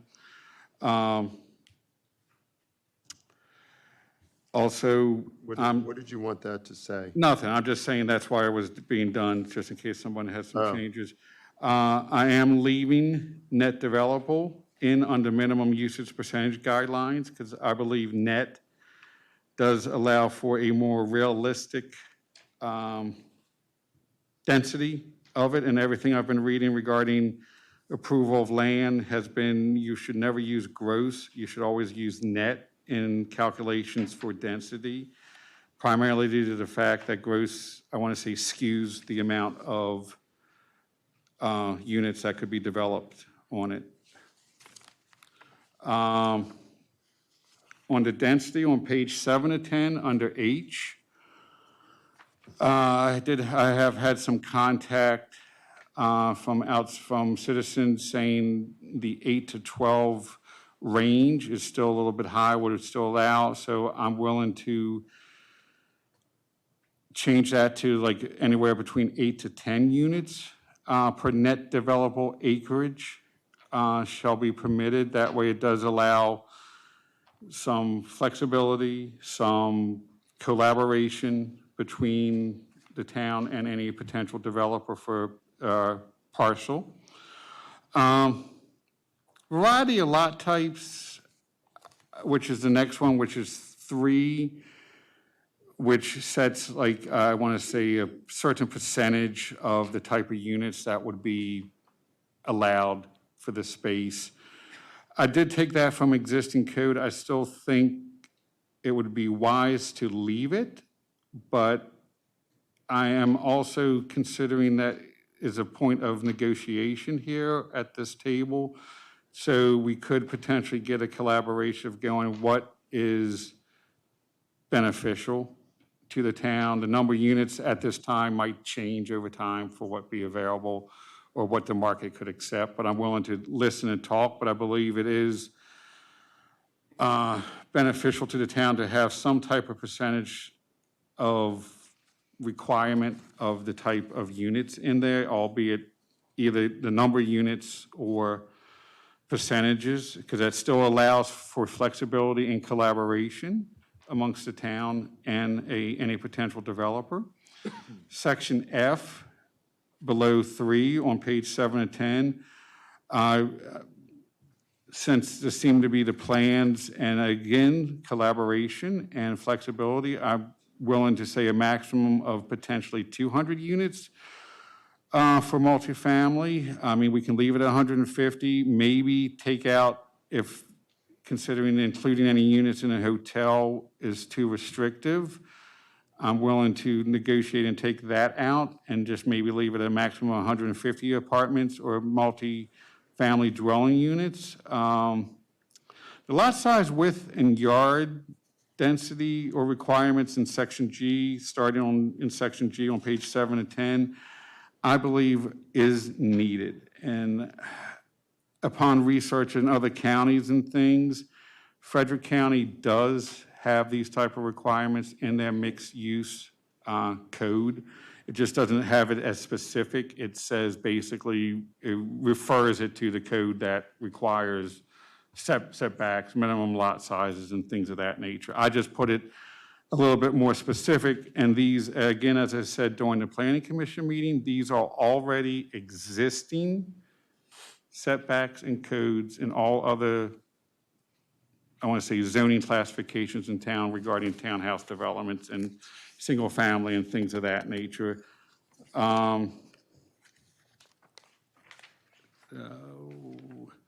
want to do an explanation on page 9 of 10 under section H, 8 setbacks and buffer requirements. Some of that section is a little bit new, but it was also moved up from L to H, and I included 20-foot setback, extra setback along any state highway, because any potential property that was mentioned in the master plan borders it. There's always been conversations of widening 27, and I don't want to, I would prefer extra space along that property than building it right up to the current right-of-way, because just in case more land needs to be taken, we're not for any potential widening of 27 or a pedestrian walkway above it. We already have the space dedicated for that on any potential development there. And it would be automatically placed in forest conservation at this time, so it acts as a buffer on any road noise and things along any houses or development units that would go along next to 27.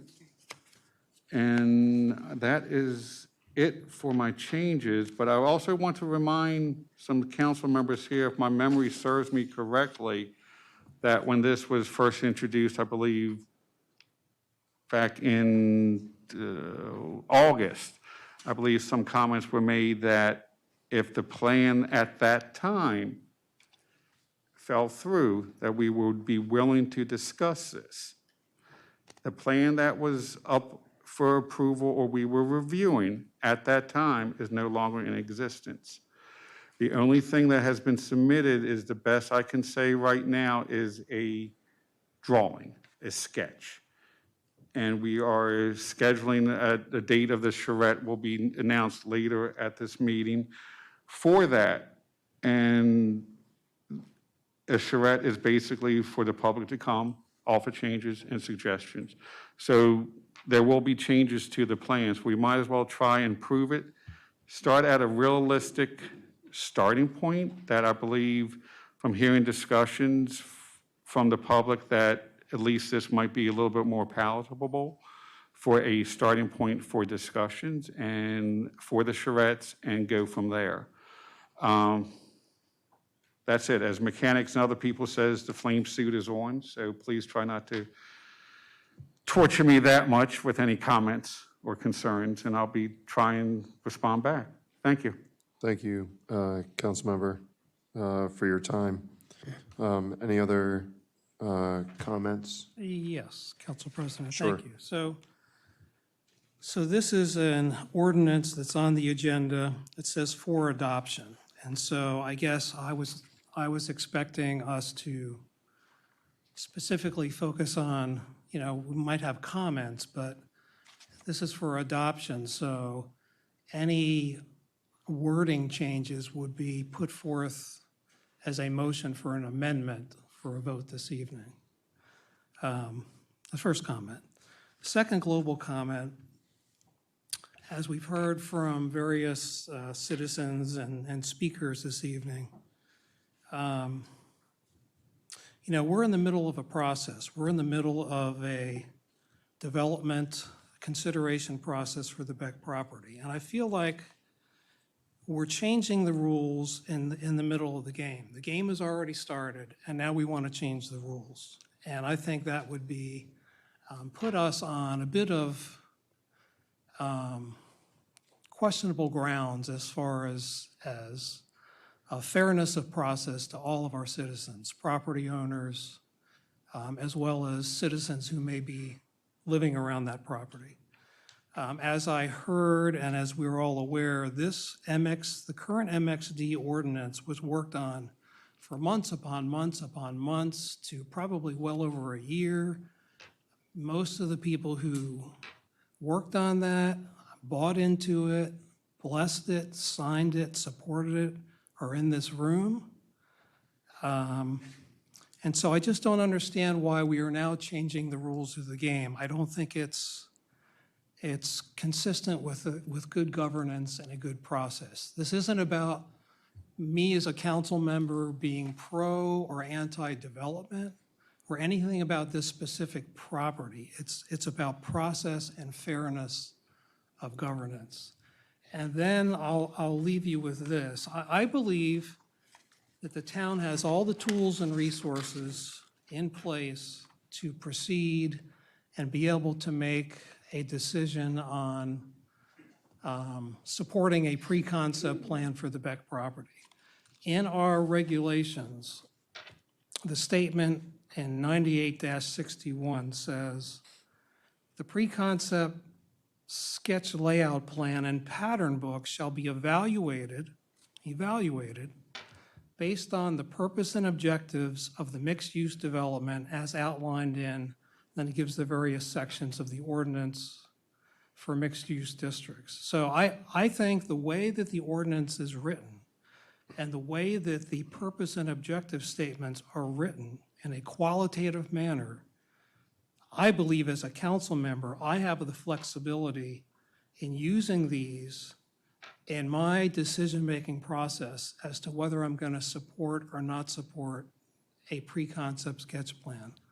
So it works for me. It seems like the wording is there that should work for the other council members. Last thing is, I think we would truly be changing the whole intent of MXD, just in fairness of the process. The whole concept, as I understand it, was to integrate commercial with residential, provide kind of a unique community that facilitates walkability, gathering places for citizens like town squares. The whole concept was to have that kind of flexibility, to come up with the best mixed-use approach for Mount Airy. And then certainly the downtown vision plan, which was completed in 2019, that involved heavy citizen input, heavy elected official input. There was an advisory committee, which many of the people in this room were on. And that downtown vision plan recommended a certain type of mixed-use development for Center Street. And that was the recommendation of the vision plan, the citizens involved, and the elected officials involved. And so you have a lot of dynamics going on here.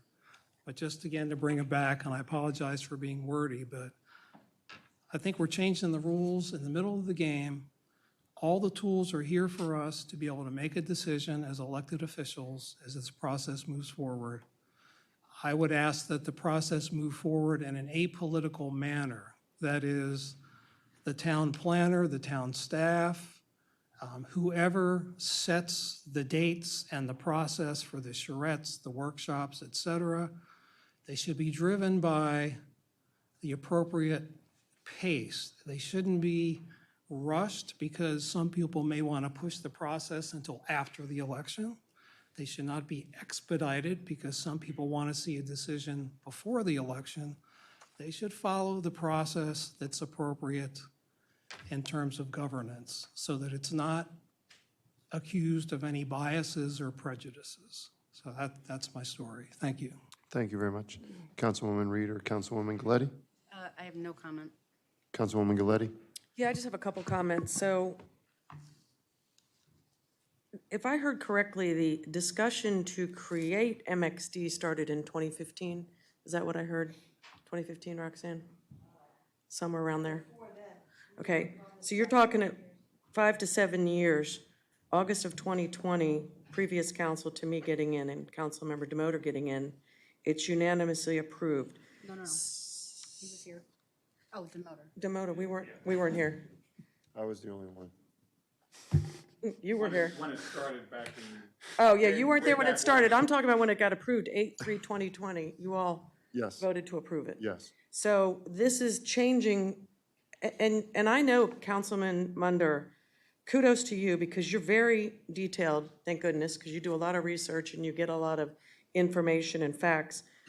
My question for you would be, did you propose these items back in 2020 when you approved it, or these are ideas you've come up with since it was approved? Because it seems like you guys worked on it for a few years. Well, I would say we Right? worked on approximately a year or so for it, and we pretty much took what was, I want to say, presented to us from the previous Council? commission or whenever it was Okay. back from when. And I could have, and it was just looking at it, and I was listening to the discussions at the planning commissions and stuff. I knew what could and could not, and sometimes you have to let the process move forward. at times to see what works and what doesn't work, what is proposed and not proposed, see what the people want, because this is all a new process to Right. us. Okay. So that's like, I could have, but it's then it's just Right. So my short rehashing question the was. same arguments that right. were at the planning So short commission. question, short answer was, this wasn't something you brought up then and they shot down. That was my question. No, So, they okay. did So that later. You came up with these changes. Now I have to jump over to Councilman Demoter. See, we're starting to all work together. See how I worked? I agree with him that we're in mid-process. We're not starting with the Beck property. This has been around since I moved here in 1990. I've been hearing conversations, and I think it was the 93 master plan. It started in that, and that's as far back as I can get, and I swear I won't ask you to go farther. So we are mid-process. We're not starting, we're not brand new. Yes, we have asked to start back with a charrette, which I think was fair, to let the public have input, let the public meet the new developer, let us talk, let us have our input and negotiate the things we want. I'm always going to ask for fields. Just throwing that out there.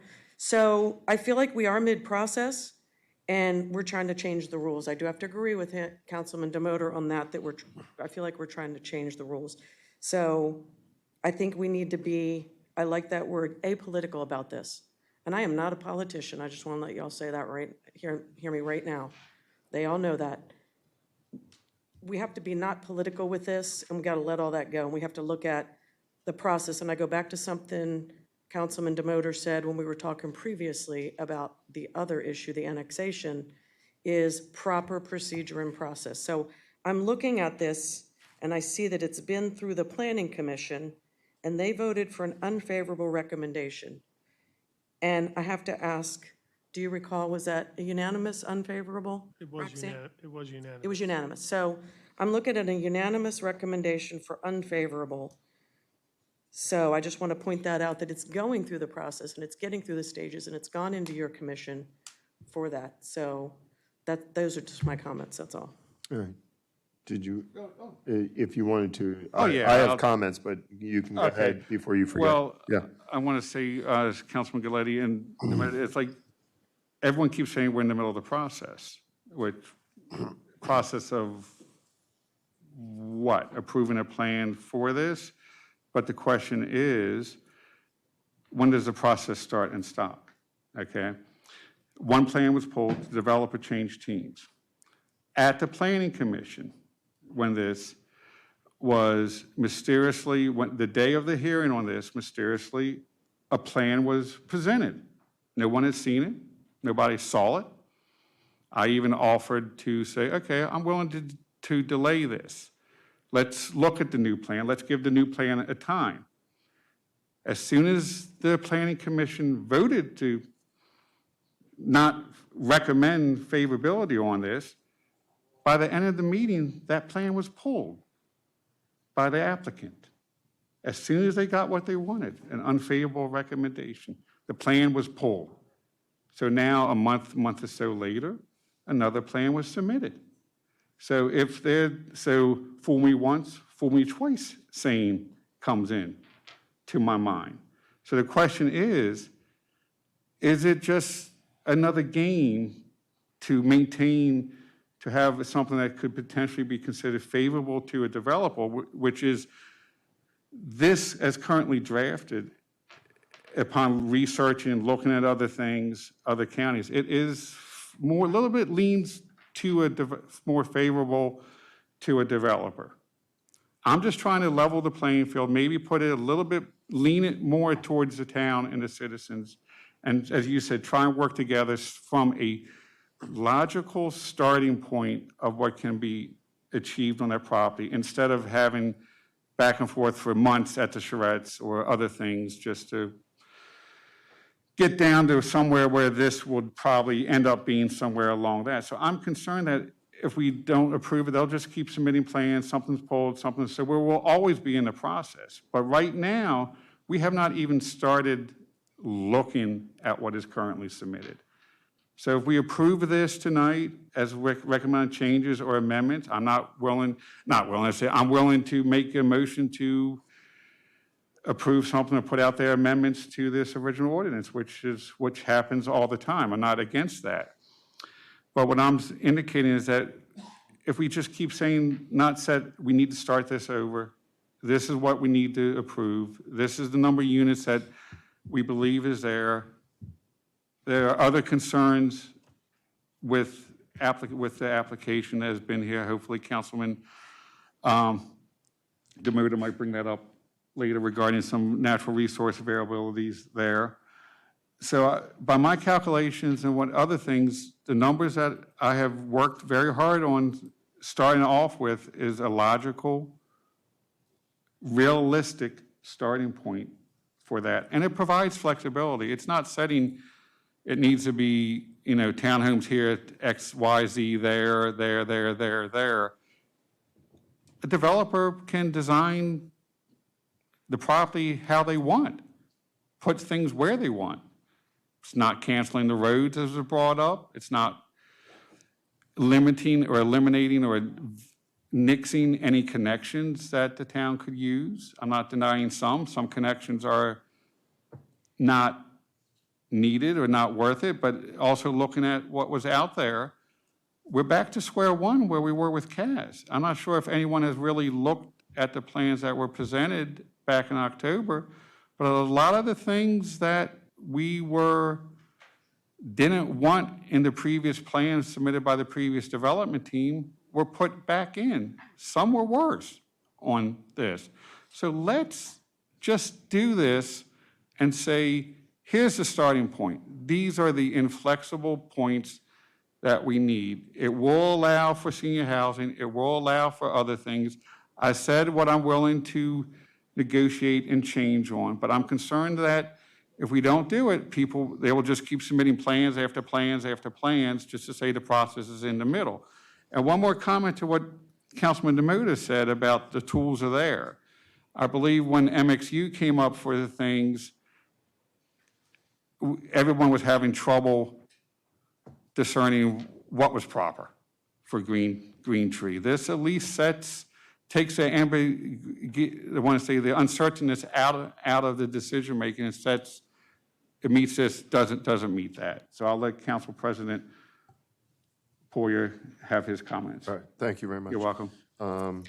So my first comment and notion, which Councilmember Munder, you stated right off the bat, I think we're always in the middle, but at the same point, I think we're at a really good starting point as well when the other developer pulled out of the project and a new developer came in. I think this started the process over, which then allowed the public to be more aware of Beck and its proposals. So in my opinion, I think because we are starting the process over, and if we were going to make any adjustments, I think this would be a really good opportunity to do that. Some of the numbers that you have amended, I don't think are far off from where the old developer was at. I think they were about 20%, and now you're saying 30%.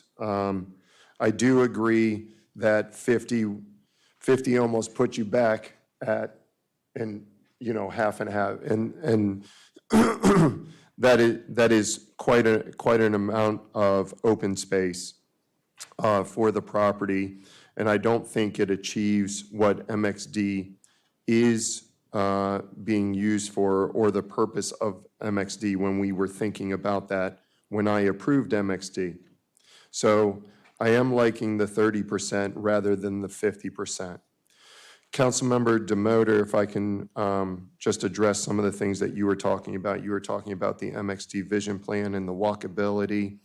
I don't think in this plan, in this ordinance, that it gets rid of the proposed attractiveness, and in fact increases by adding what Councilmember Munder is proposing, an extra 10% of open space. And in fact, allows for more public usage. And as far as you're talking about walkability, I think with that extra 10% would increase that, as well as follow more closely to what that vision plan was originally presented by Creative Design.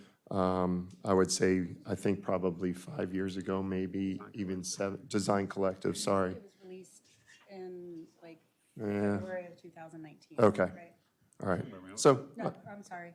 Yeah, like February. about 4 early years. 4 years. 2019.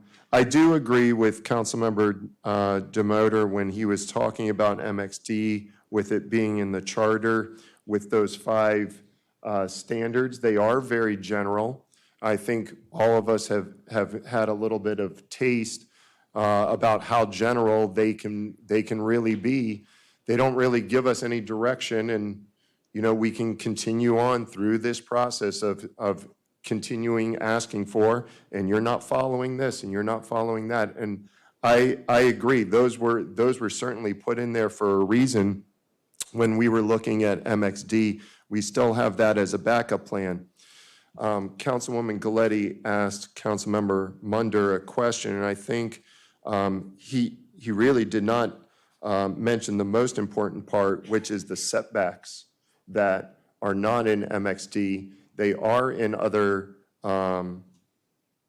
residential uses, but they are not in MXD, and with them being in the plan, gives a little standard to what a developer should follow as far as guidelines go. There are no guidelines to setbacks. I think this plan does provide the developer a guide to follow those setbacks. As far as the net developable acre, going from 8 to 10, I was okay at 12. I'm not really a big stickler on that. Some of my concerns were the setbacks, as well as doing the open space up to 30% rather than the 50%. I think we do have to be fair, but I think it addresses some of the concerns. We can be in this process for a very long time, and I think Councilmember Demoter, you had mentioned they would keep submitting a plan, or we keep going to public charrettes. Great.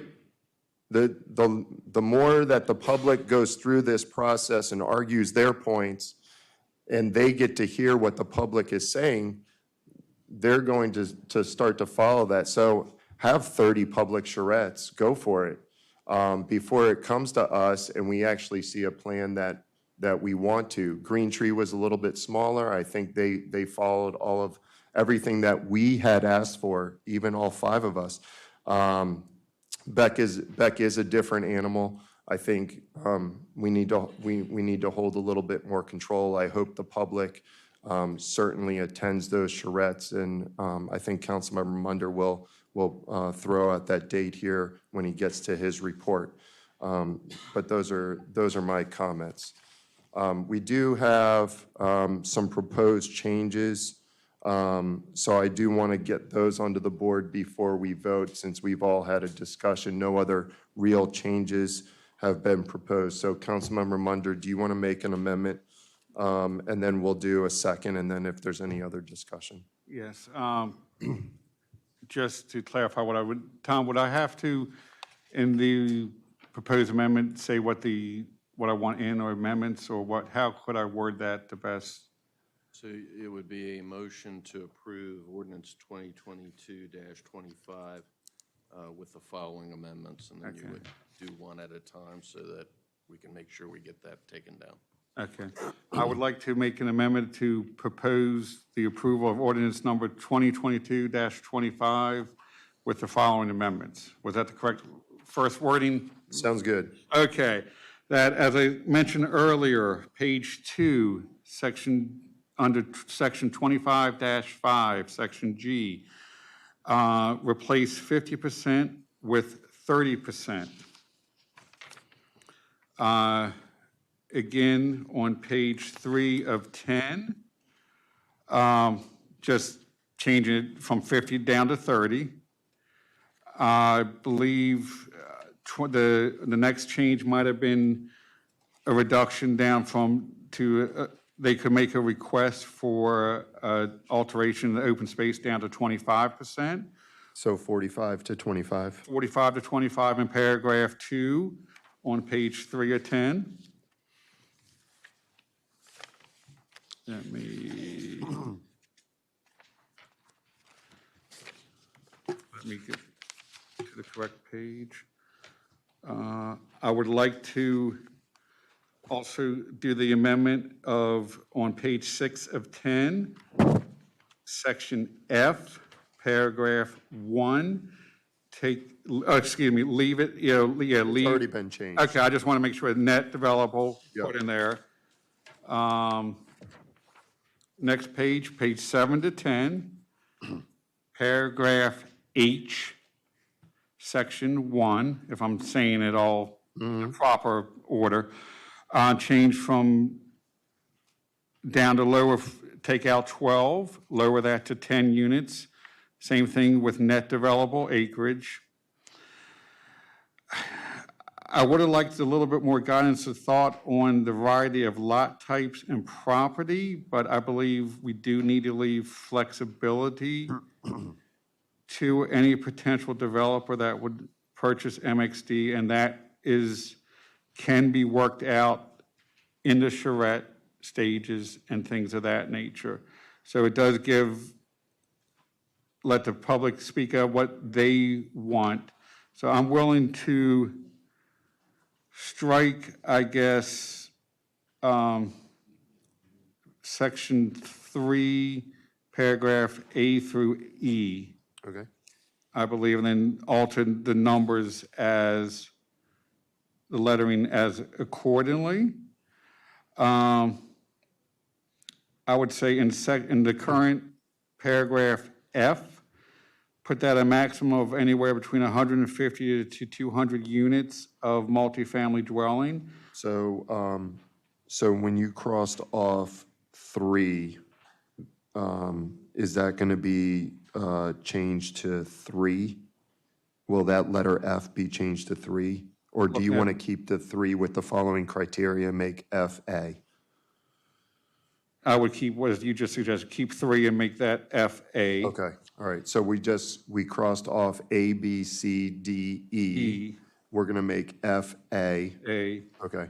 Leave it's currently labeled as G, which are the setback requirements and everything in there. Councilman Munder? Yes. Just one typo in what will become A. Okay. This units should say these units, might suggest. Correct whatever syntax is pointed out by our town attorney there. Leave all the setbacks in there. And I believe that should be it for my proposed amendments. Everything else was just, as currently drafted, was rewording and things of that nature. Okay. And leave H as written. All right. Most importantly, Tom, did you follow? Yes, so on page 7 of 10, just so that I have it. Okay. Subsection 3, just the part before with the colon stays. We're striking A through E. F now becomes A. The two changes there are what, 200 units? 200 units and these. Okay. Yeah. Then G becomes B. I think that Barney, that should say setback instead of area on the last line. Setback of 35 feet instead of the area. That's fine, yeah. So instead of the yard area, it should say the setback. The yard setback. The yard setback. Hold on. In B, what line in B, just so I'm following? G. G. Down here, it says. Okay, a gotcha. yard. Setback. They want setback. Okay, instead of gotcha, area. okay. Thank you. Yes.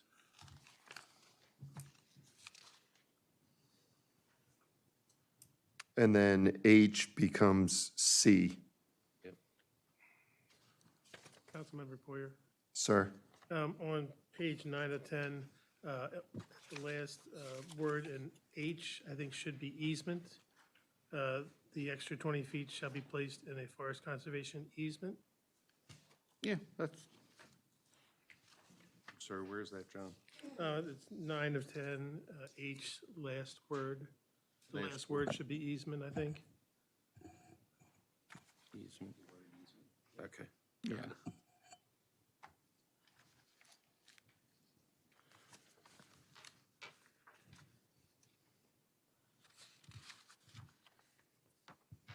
Tom, you good? I'm good. Okay. Councilmember Munder has made an amendment for 2022-25, and I will second that amendment, those amendments, excuse me, the ones that he just stated. I'm not going to repeat those. That would be ridiculous.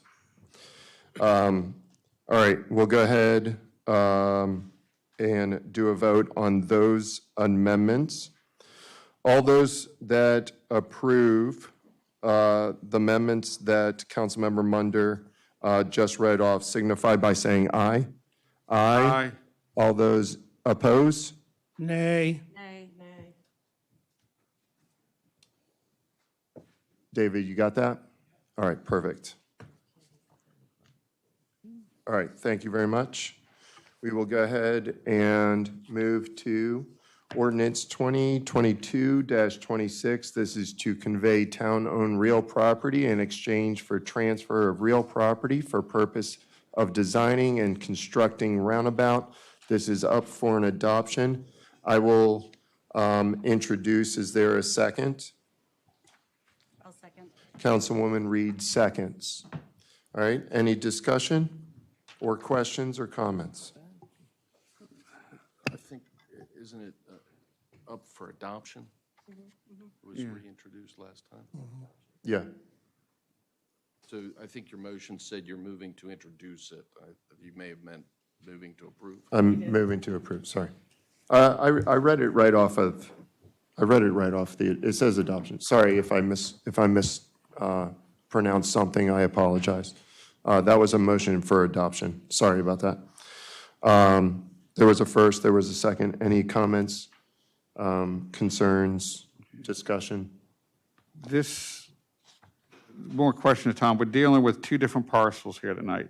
This is not the Bargeses, this is the other one, correct? This is the Barkises. Barkeses, okay, okay.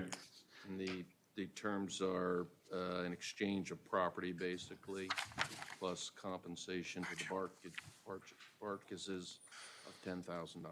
Okay. You're swapping property, plus we're compensating at $10,000. Okay. Any other comments, concerns?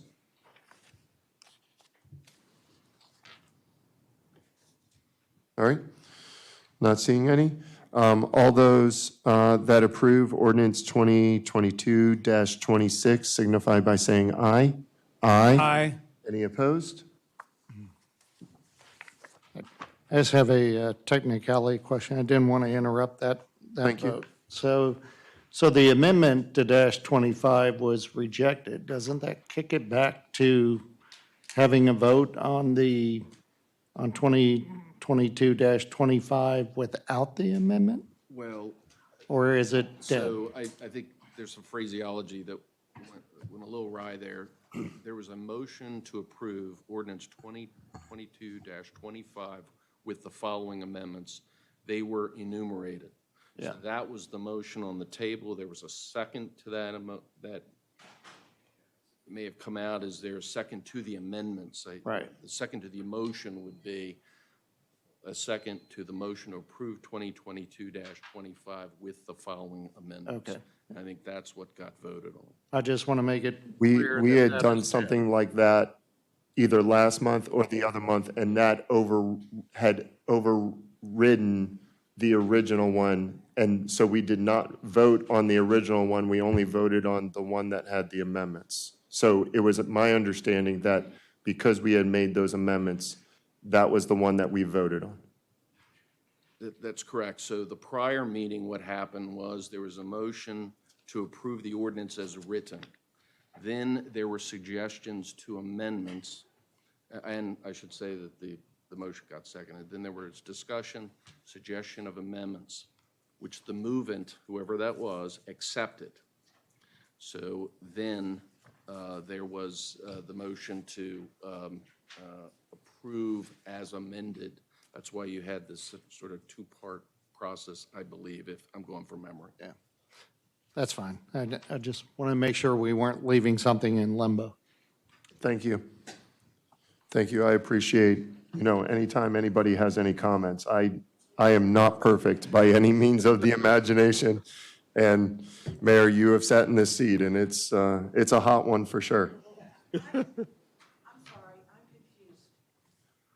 Can you come up here really quick? So you're saying that you,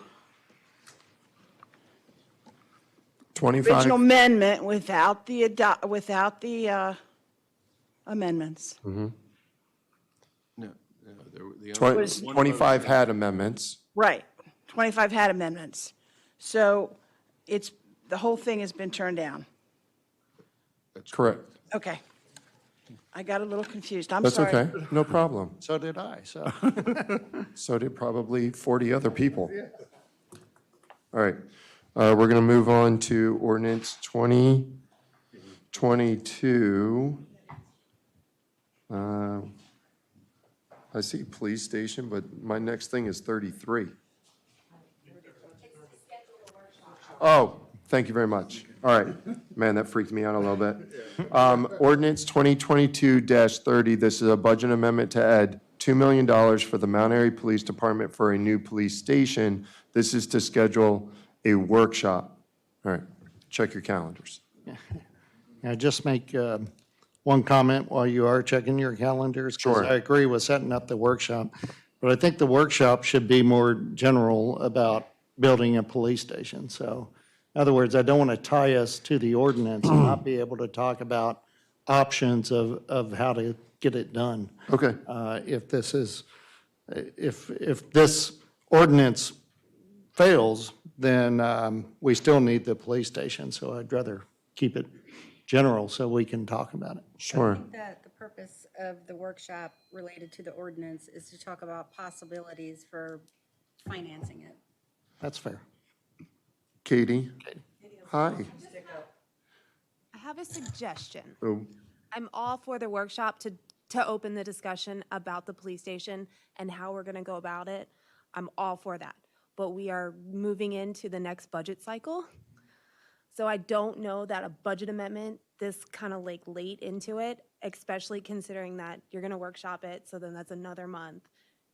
And it may be a good, so taking a pro with a con, it may be a good conversation that we're having this now to lead into the next budget cycle. budget cycle, Absolutely. and then Yeah. moving forward with the plan that you come up with. Sure, I like that. Just my thoughts. All right. We do have, our next council meeting is on January 9th. We have 3 public hearings on that. I thought we had another, oh, we do. Where is my note? January 10th, man, who came up with that date? January 10th at 6 PM, we have the Charter Amendment Resolution 21-6.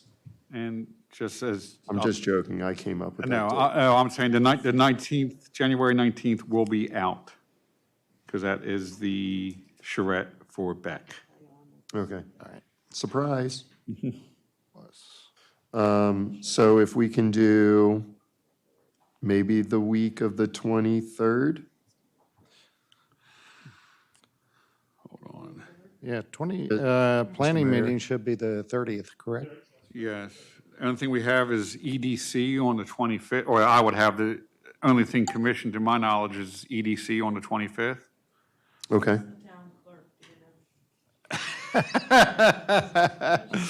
Our fill-in town clerk for the night.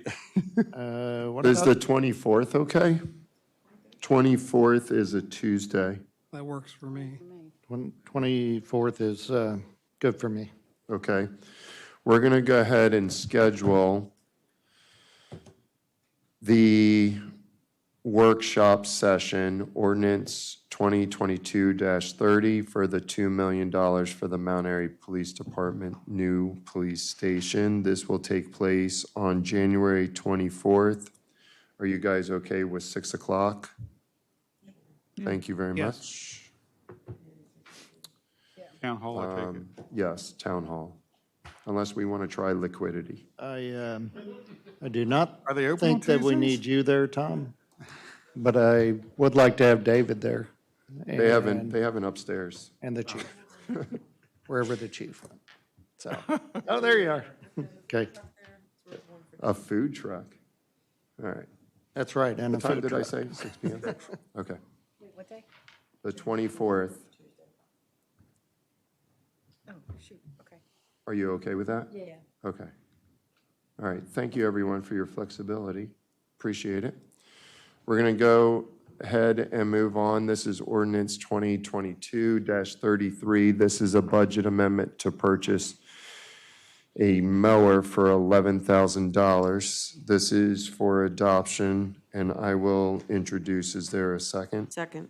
Okay, Councilwoman Galetti seconds.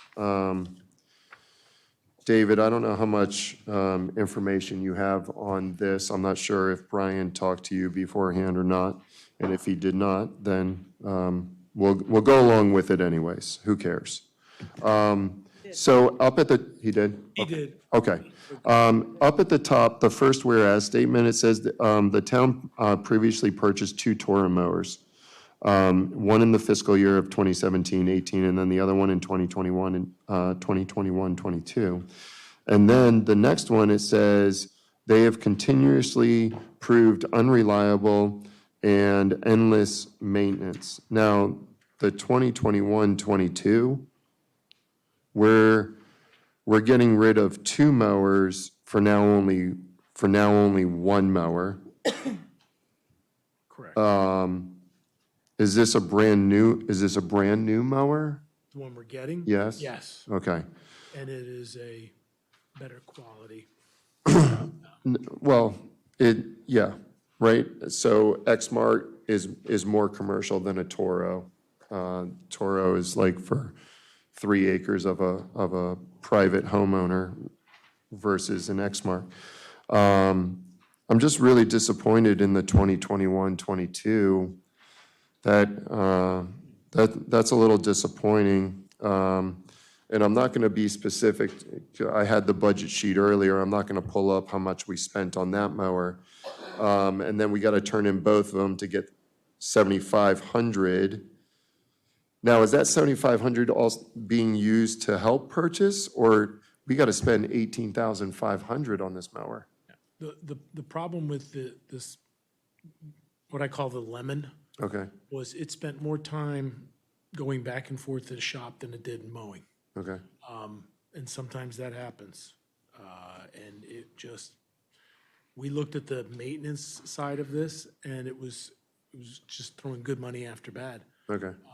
And I don't I fault. wouldn't the really operator. necessarily blink an eye. However, to see a 2021-22 mower that needs to be turned in, and then we got to spend another $11,000, it's just a little disappointing. I think in the future, let's buy our commercial products the first time instead of the second time. And when we're going through the budget process, as you guys staff will have one coming up, let's just do commercial first and get rid of Ryobi and Toro and stuff like It's that. the old So, saying, penny wise, pound foolish. yeah, man. All right, unless anybody else has any comments, I was just a little disappointed to see that, that's all. All right. All those for the approval of $11,000 for the mower signify by saying aye. Aye. Any opposed? Thank you. Next up is ordinance 2022-34. This is to convey town-owned real property in exchange for transfer of real property for the purpose of designing and constructing the roundabout. This is the second property related to WJK. I will introduce. Is there a second? Second. With the amended, with the revised. Oh, plans, right? I apologize. Yes. So I guess I was a little confused. All right.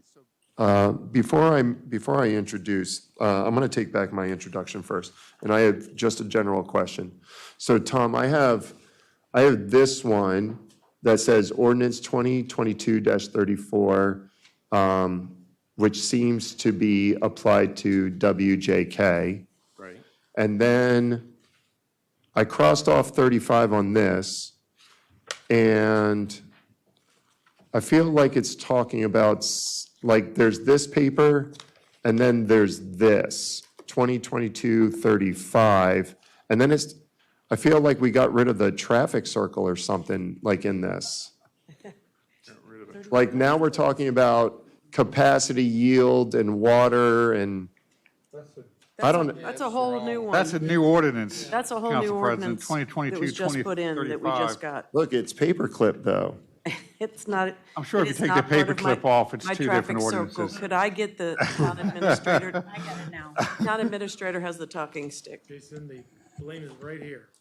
Everyone was out sick, came in today, was off. I understand, everything was hot today. I understand.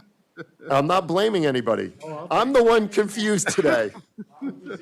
All right, all right. So, Ordinance, I'm sorry. yeah, no, it's okay. So this is next, 35 is next. So this, 34. this replaces this. Should And what, replace- why does this one say 35? Well, this is a brand new 34. ordinance that we got today. Yeah. That is a revised 34.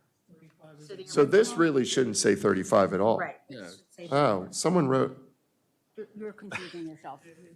Blame the temporary clerk.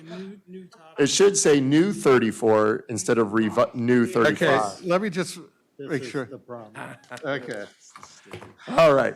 The problem is the sticky note. Just, All right, I'm good. I'm gonna introduce ordinance 2022-34. Is there a second? Second. All right, cool. And to adopt. I mean, No, motion to adopt, I'm sorry. With the I'm a hot, corrections, we did get a correction hot. 34 with new price. yes, lower okay, cost. all right. So we're looking at this new one. I gotta get rid of this guy too. All right. So we have, Tom, please correct me, $96,326. That's the agreed upon price. Thank you very much. Monetary consideration Yep. With the land swap. with the lands. All right, thank you very much.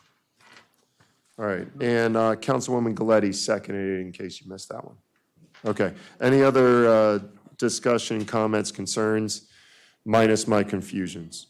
Can I just say, I want to thank the town attorney for working so hard on this, and actually,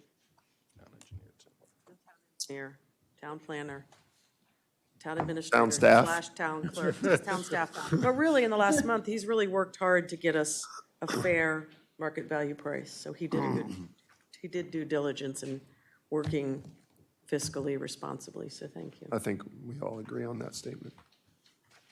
Thank you, Councilwoman. Any other comments? All right.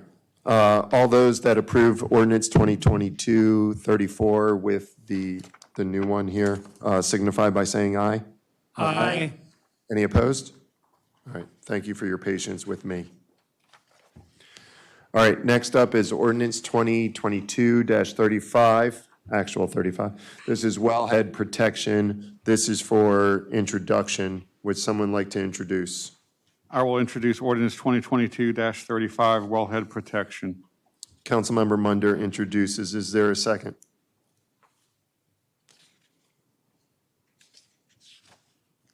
I would just like to say this is part of the 2013 master plan update that is was mentioned at the last planning. Introduction, we'll just send it to Water and Sewer for discussions. The town engineer has already made his comments. He is positively in favor of it with some corrections. And yet again, as I said, it will increase, currently codify our wellhead protection that we use. It also takes out, as they say, the apolitical process of water appropriation or consideration of determining, since everyone seems to be on the kick of apolitical tonight. Also, it corrects and updates wording to bring in, to reference our Carroll County Water Resource Element Code in our Carroll County Code. So it's some additions, some protections, some increases, better protection for our water supply, and also potentially increase our ability to handle long-term drought. Thank you, Councilmember Munder. And Council President. I just want to make one comment really quickly. Water and Sewer will have its meeting before the next council meeting. So I'm sure it won't be on this agenda, but it will, I say it will be, but Dick's over there and he's shaking his head. We can put it on for the January 4th Water and Sewer so that we can come back to the council meeting with some proposed changes. Is that an accurate statement? Is that okay? We are. I wasn't sure with John Cherry being absent, that took a member away, so I just wanted everybody to have a fair opportunity. That's why I said January. Okay. Okay. All right. Thank you very much. So we'll take a look at this in 2 days then. Councilmember Demoter. Okay, yeah. I do, very quickly. I just wanted a second so we can actually have a discussion. I'll second. But this is for introduction, right? Yes. Okay. But we needed to second so we could have, Very just good. a discussion. But go ahead, sir. Go ahead. Go ahead. Okay. So since we usually don't have a lot of discussion when something's introduced, that's why I was hesitant. No, it's fair. Go ahead. But just some things that come to the top of my head, just seeing this in the last several hours. What are the implications of this, the intended and unintended consequences? What does this mean? Is this just for wellheads moving forward that are not part of the development process? Do they have any impact on wellhead safety looking backwards? Does this mean that our wellhead protection in the past is currently not safe or adequate? I don't know what the implications of this might be to those 2 points. Okay. Those are my comments. All right, thank you. I wanted to second so that it could actually go to Water and Sewer. We can have a meaningful discussion.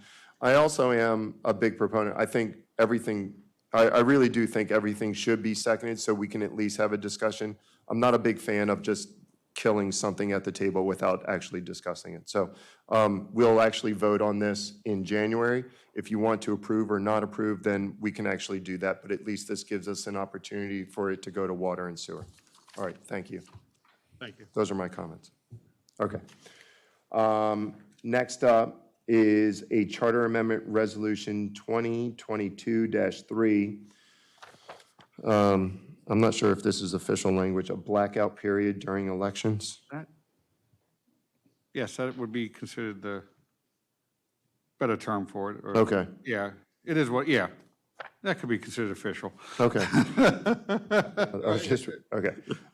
This is for introduction and to schedule a public hearing. Would someone like to introduce? I will introduce Charter Amendment Resolution number 2022-3.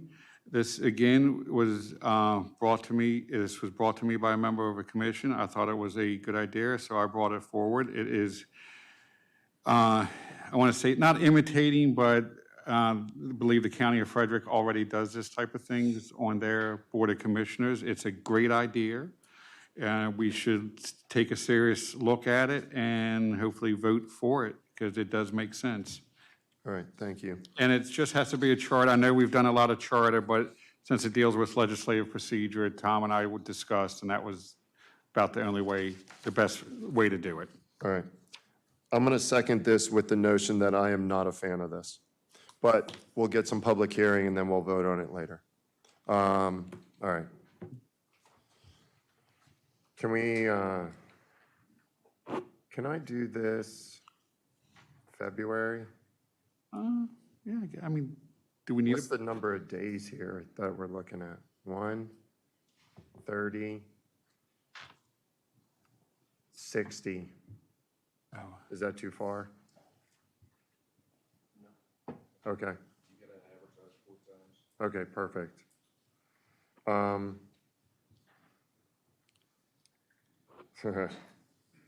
first day I pulled up was Valentine's Day.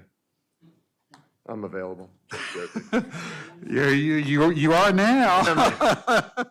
I would say, I mean, Actually, I have swimming that night, so I won't even see her. It doesn't matter. I'm not trying, it's like, do we, not trying to say, can we do this before our council meeting on the 6th? Because I don't think we need to workshop it or anything. Well, I mean, you're, No, I mean the February or January or February. you're not scheduling a workshop, you're No, scheduling it's just a public hearing. Okay. Yeah, So that would be February 6th. yeah, Okay. okay.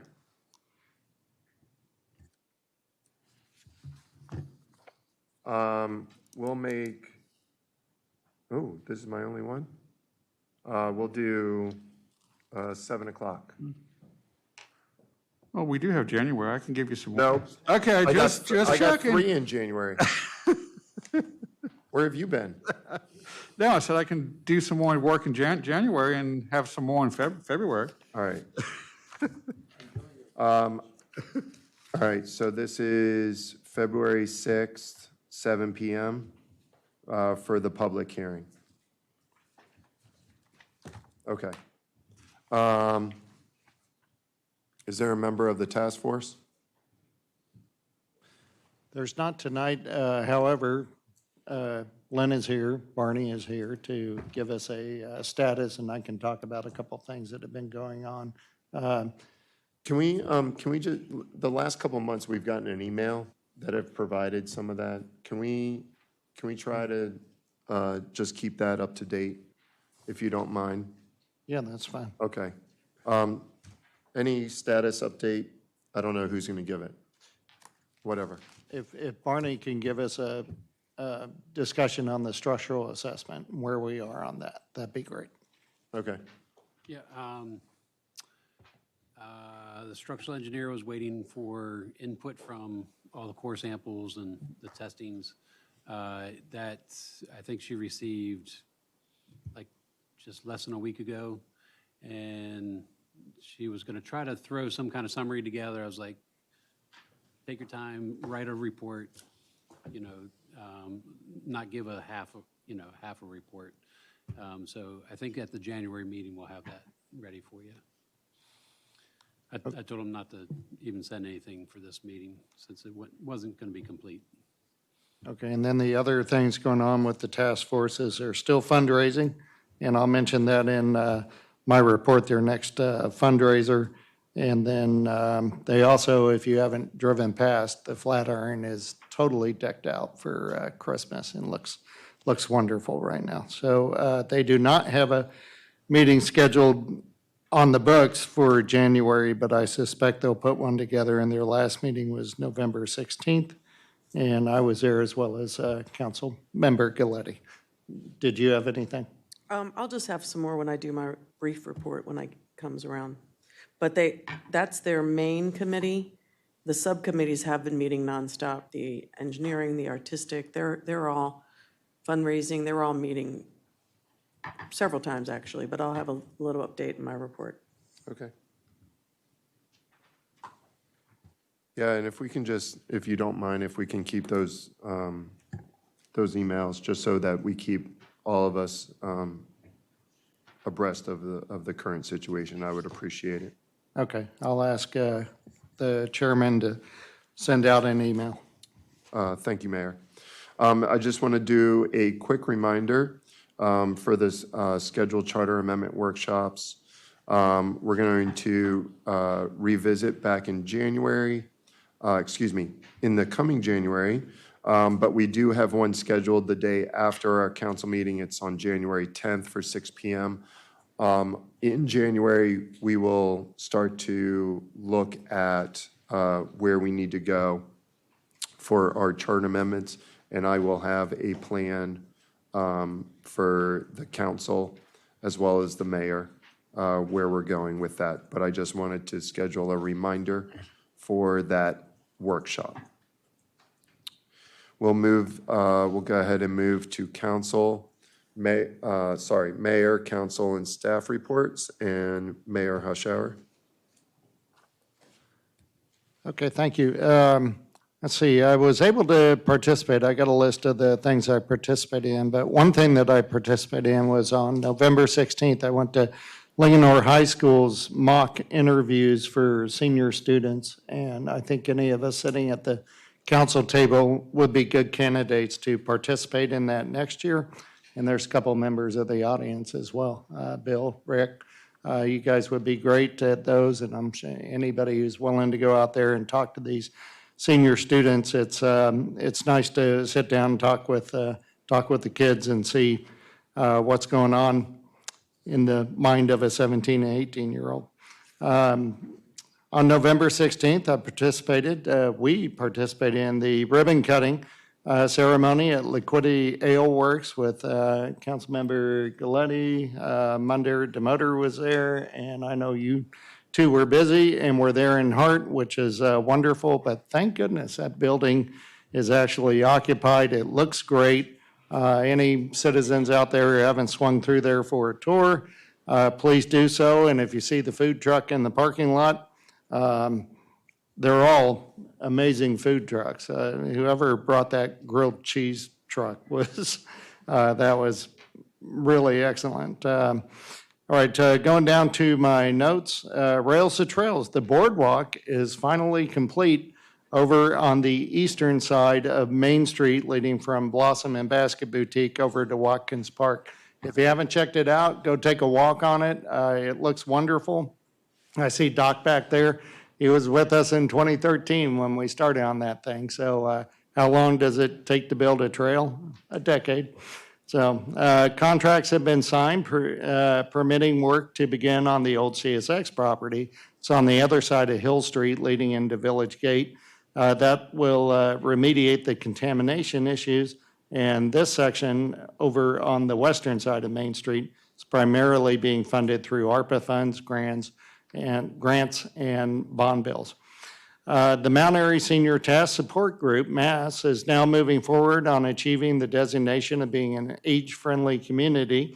They're planning on several listening sessions with citizens at different venues. The dates are January 11th and 14th. Did those change, Bill, or are they still good? I think currently those are still. Okay. January 11th and 14th. And if anyone's interested in participating to that, although we have sent out some invitations, please contact Town Hall and you can leave a message for me and I'll be in touch with you. The Historical Society meets the first Tuesday of each month at 7 p.m. in the basement of the fire station.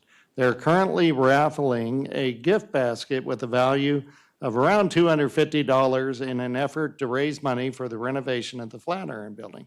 Tickets are $5 a chance or 5 chances for $20. The tickets are available at the museum when it's open and the Blossom and Basket Boutique as well. The drawing will occur on December 30th at noon.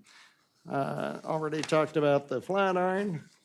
Want to say thank you to the task force members of the Flatiron Task Force for doing an excellent job in decorating the building for the holiday, especially Nikki Jeffries, who might be out there listening.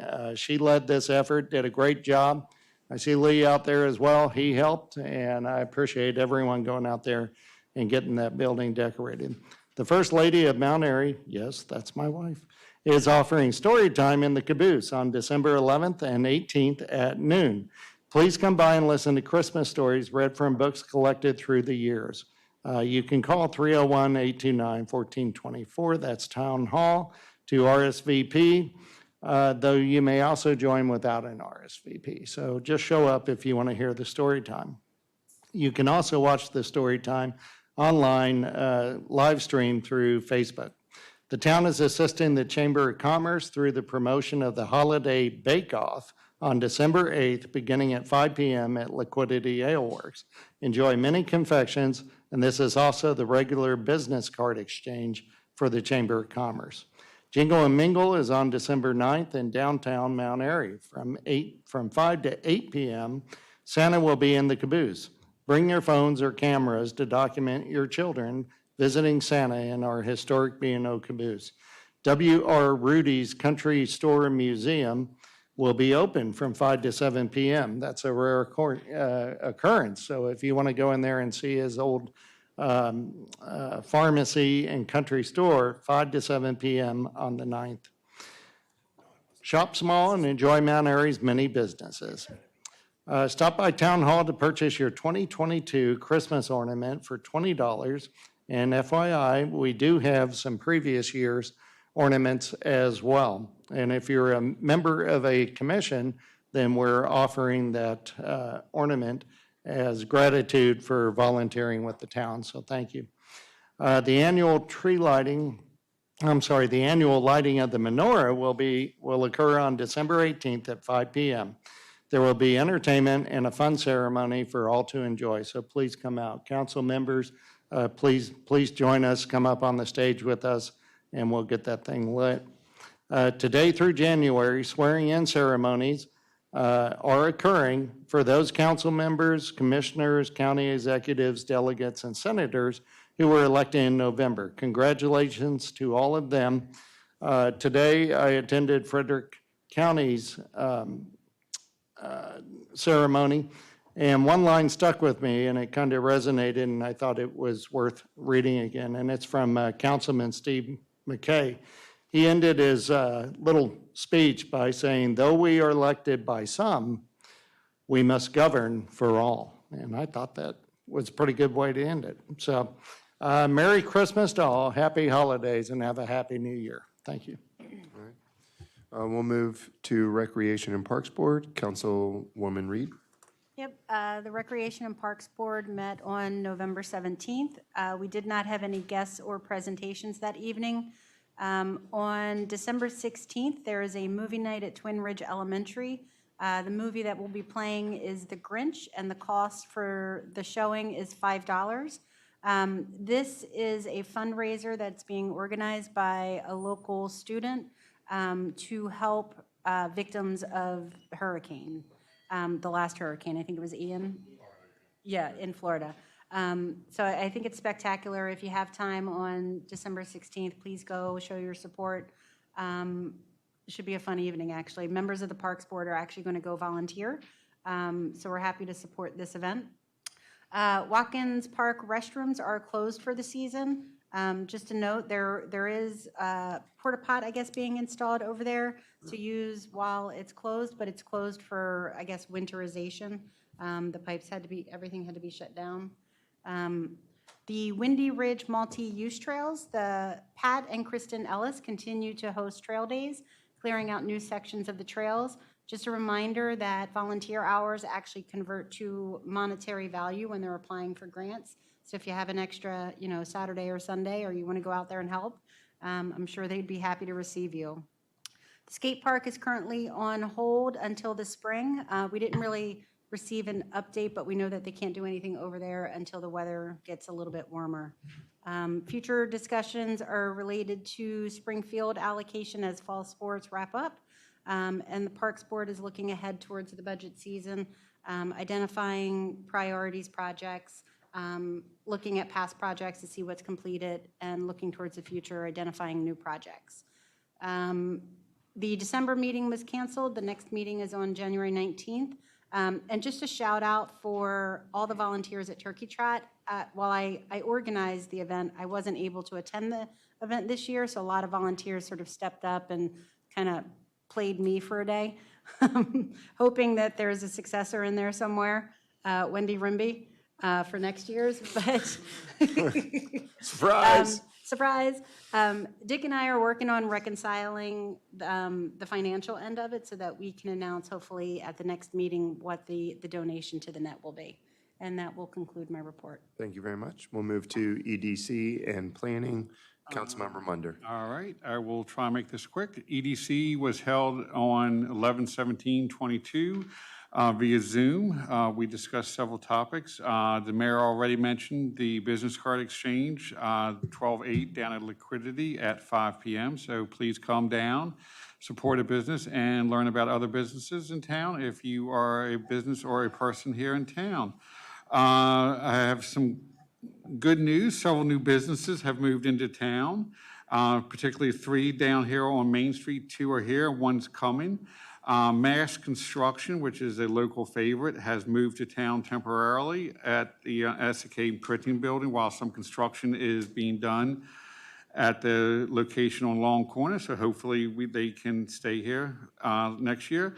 Difference 217 moved from their old quarters down to the building next to the plumbery. So please come down, say hi. I know they will always be welcoming to any new people that stop by. Several new businesses have taken their spot already. There's a bridal shop, not a bridal shop, a bridal makeup, tanning location there. I can't remember the name right at the moment. A hair salon and a photo studio on the lower level. So please stop by if you're weddings or wants, spray tans and other things, and photo studios there too. There will be a new business coming to downtown. It is the old space across the street from Town Hall. It used to be Ben Greenstein's investment. The best I can say, it's supposed to have a heart in the name of it. That's all I was told. That's why there is a heart on the window. It's supposed to have something at the heart of Mount Airy. I have no clue what type of business or what it is. So please stay tuned to that. That's supposed to happen in February. Also, I noticed there is a new business up by the Mount Airy Shopping Center by Walmart and Safeway called Warhammer, is the best way to describe it. Is a walk by is like a Dungeons and Dragons type role player, figurine player. They have tabletops there set up so you can hold competitions and things similar. It is a international chain, I believe. When I researched it, it's not just Mount Airy, but so I'm glad to see businesses. What was that? It's always packed too. I was wondering why a bunch of people were standing outside, I believe on Black Friday. So it was like 12 o'clock and people were standing outside. So I looked it up. So please come join if you're into those type of gamings. Envision Mount Airy has been rescheduled for some time in the fall due to just timing and planning issues for the spring. So a date is to be determined on that. Next meeting will be Wednesday, January 25th at 7 p.m. in Town Hall. For the Planning Commission, that was held November 28th at 7 p.m. in Town Hall. We discussed an ordinance 2022-32, which was continued from the previous one related to some modifications to the MXU CC zone on what type of businesses would be allowed. That will be continued in January. Several votes were taken regarding site plans. One was, best I can say, is S2032, which is Twin Ridge Professional Park, Section 2, Lot 7A, also known as the Cube Smart Mini Storage. A vote was taken, and it was passed down. It was not passed until something else changes on it. It's dead. It's died. So there will be no Cube Smart over there. It just did not have a second. So we will see what happens. S20-33, which was Twin Ridge Professional Park, Section 2, Lot 18, which we talked about the Public Works, that was voted on and passed. Another one was S20-44, which related to a Twin Arch Business Park, Section 2, Phase 2, Lot 20, which was a final plan for a flex industrial space building to a current tenant there. And if anyone's wondering, that is opposite the old Skyview Gymnastics over in Twin Arch Business Park. That was voted on and it passed. There was also a special exception moved to the Board of Appeals related to a above-ground fuel storage tanks located on Lot 15 Twin Arch. As I said, that was passed. Election was taken. Elections were taken for the chair and vice chair. Roxham Hill and Bill Butts were voted back into their existing positions of chair and vice chair respectively. Also, discussion of the Beck property process and possible meeting dates for the first charrette were discussed. I believe, as Councilman Demoto indicated, also that we are, the consensus of the Planning Commission to do one meeting at a time. No, it was suggested that we double up on meetings by a developer representative. That was not looked favorably upon. So anyone out there watching, the first charrette for the Beck property is January 19th, which is a Thursday. It will begin at 6:30 p.m. at the Mount Airy Volunteer Firemen's Carnival Grounds Activities Building. All council members are encouraged to attend that date if they can make it. Next Planning Commission meeting is January 30th at 7 p.m.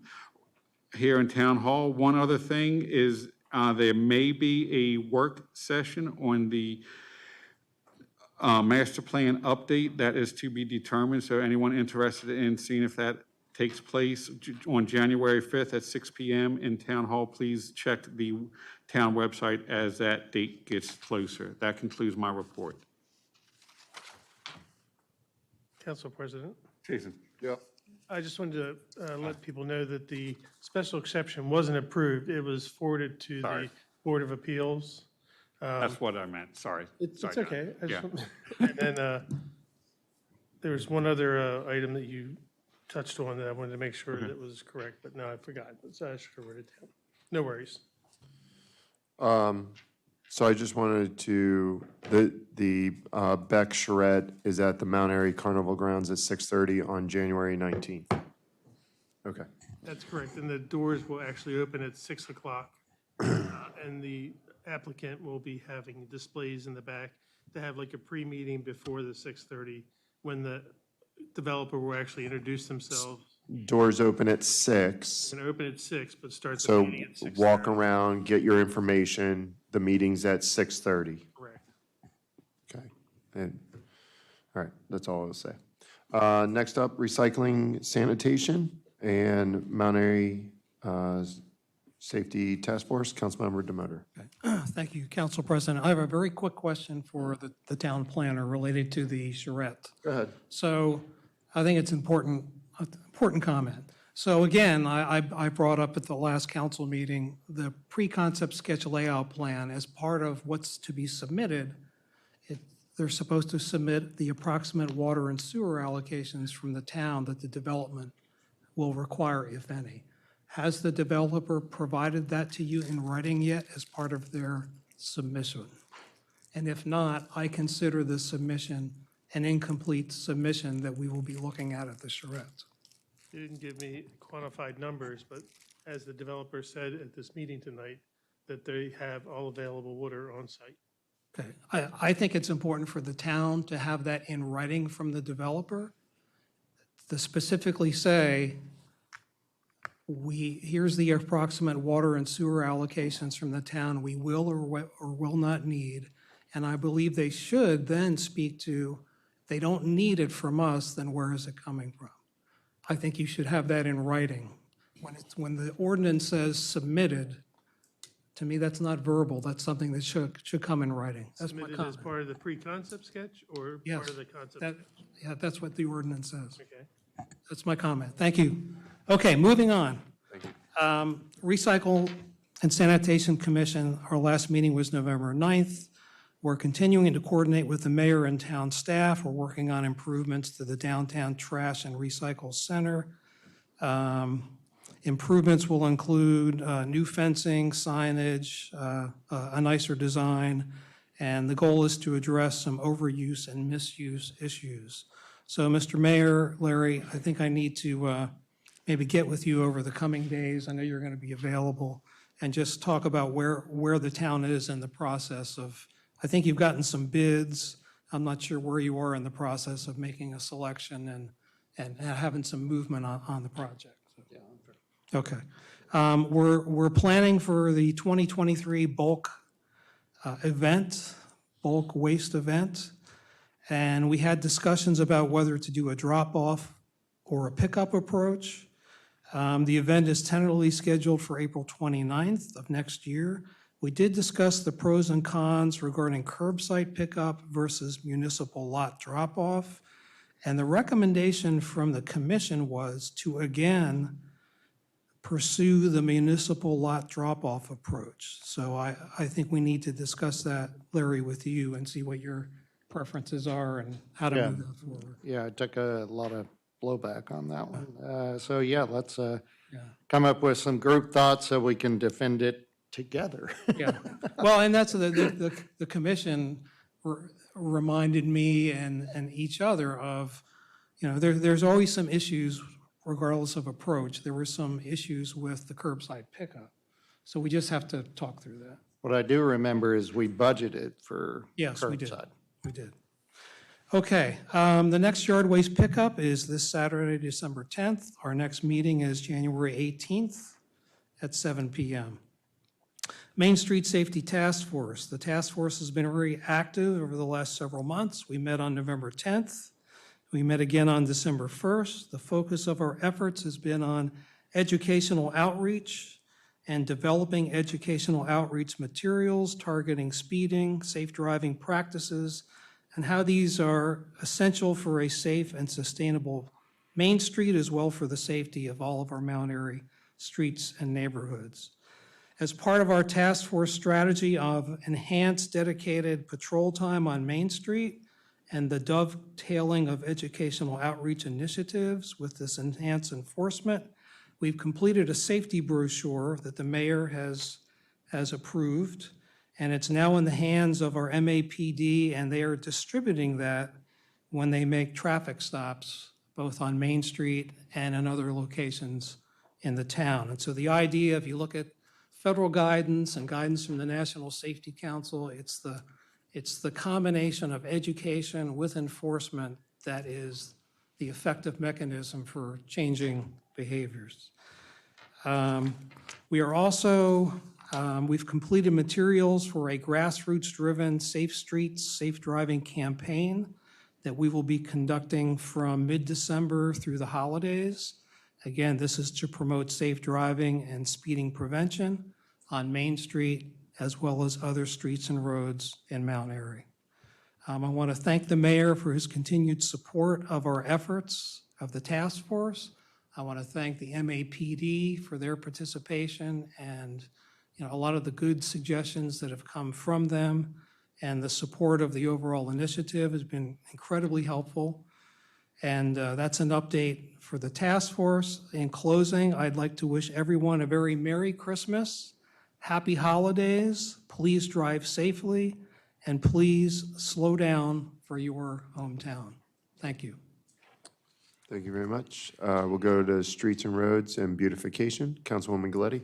And Flatiron Task Force. So I'm going to start with Flatiron Task Force. I think the mayor and I have covered everything with that. I just have to thank them, like he said, everything they're doing. Beautification, it meets the third Tuesday of every month at 7 o'clock at Town Hall. They, in summary, have weeded, mulched, planted in just about every park and garden in town. They're still going nonstop.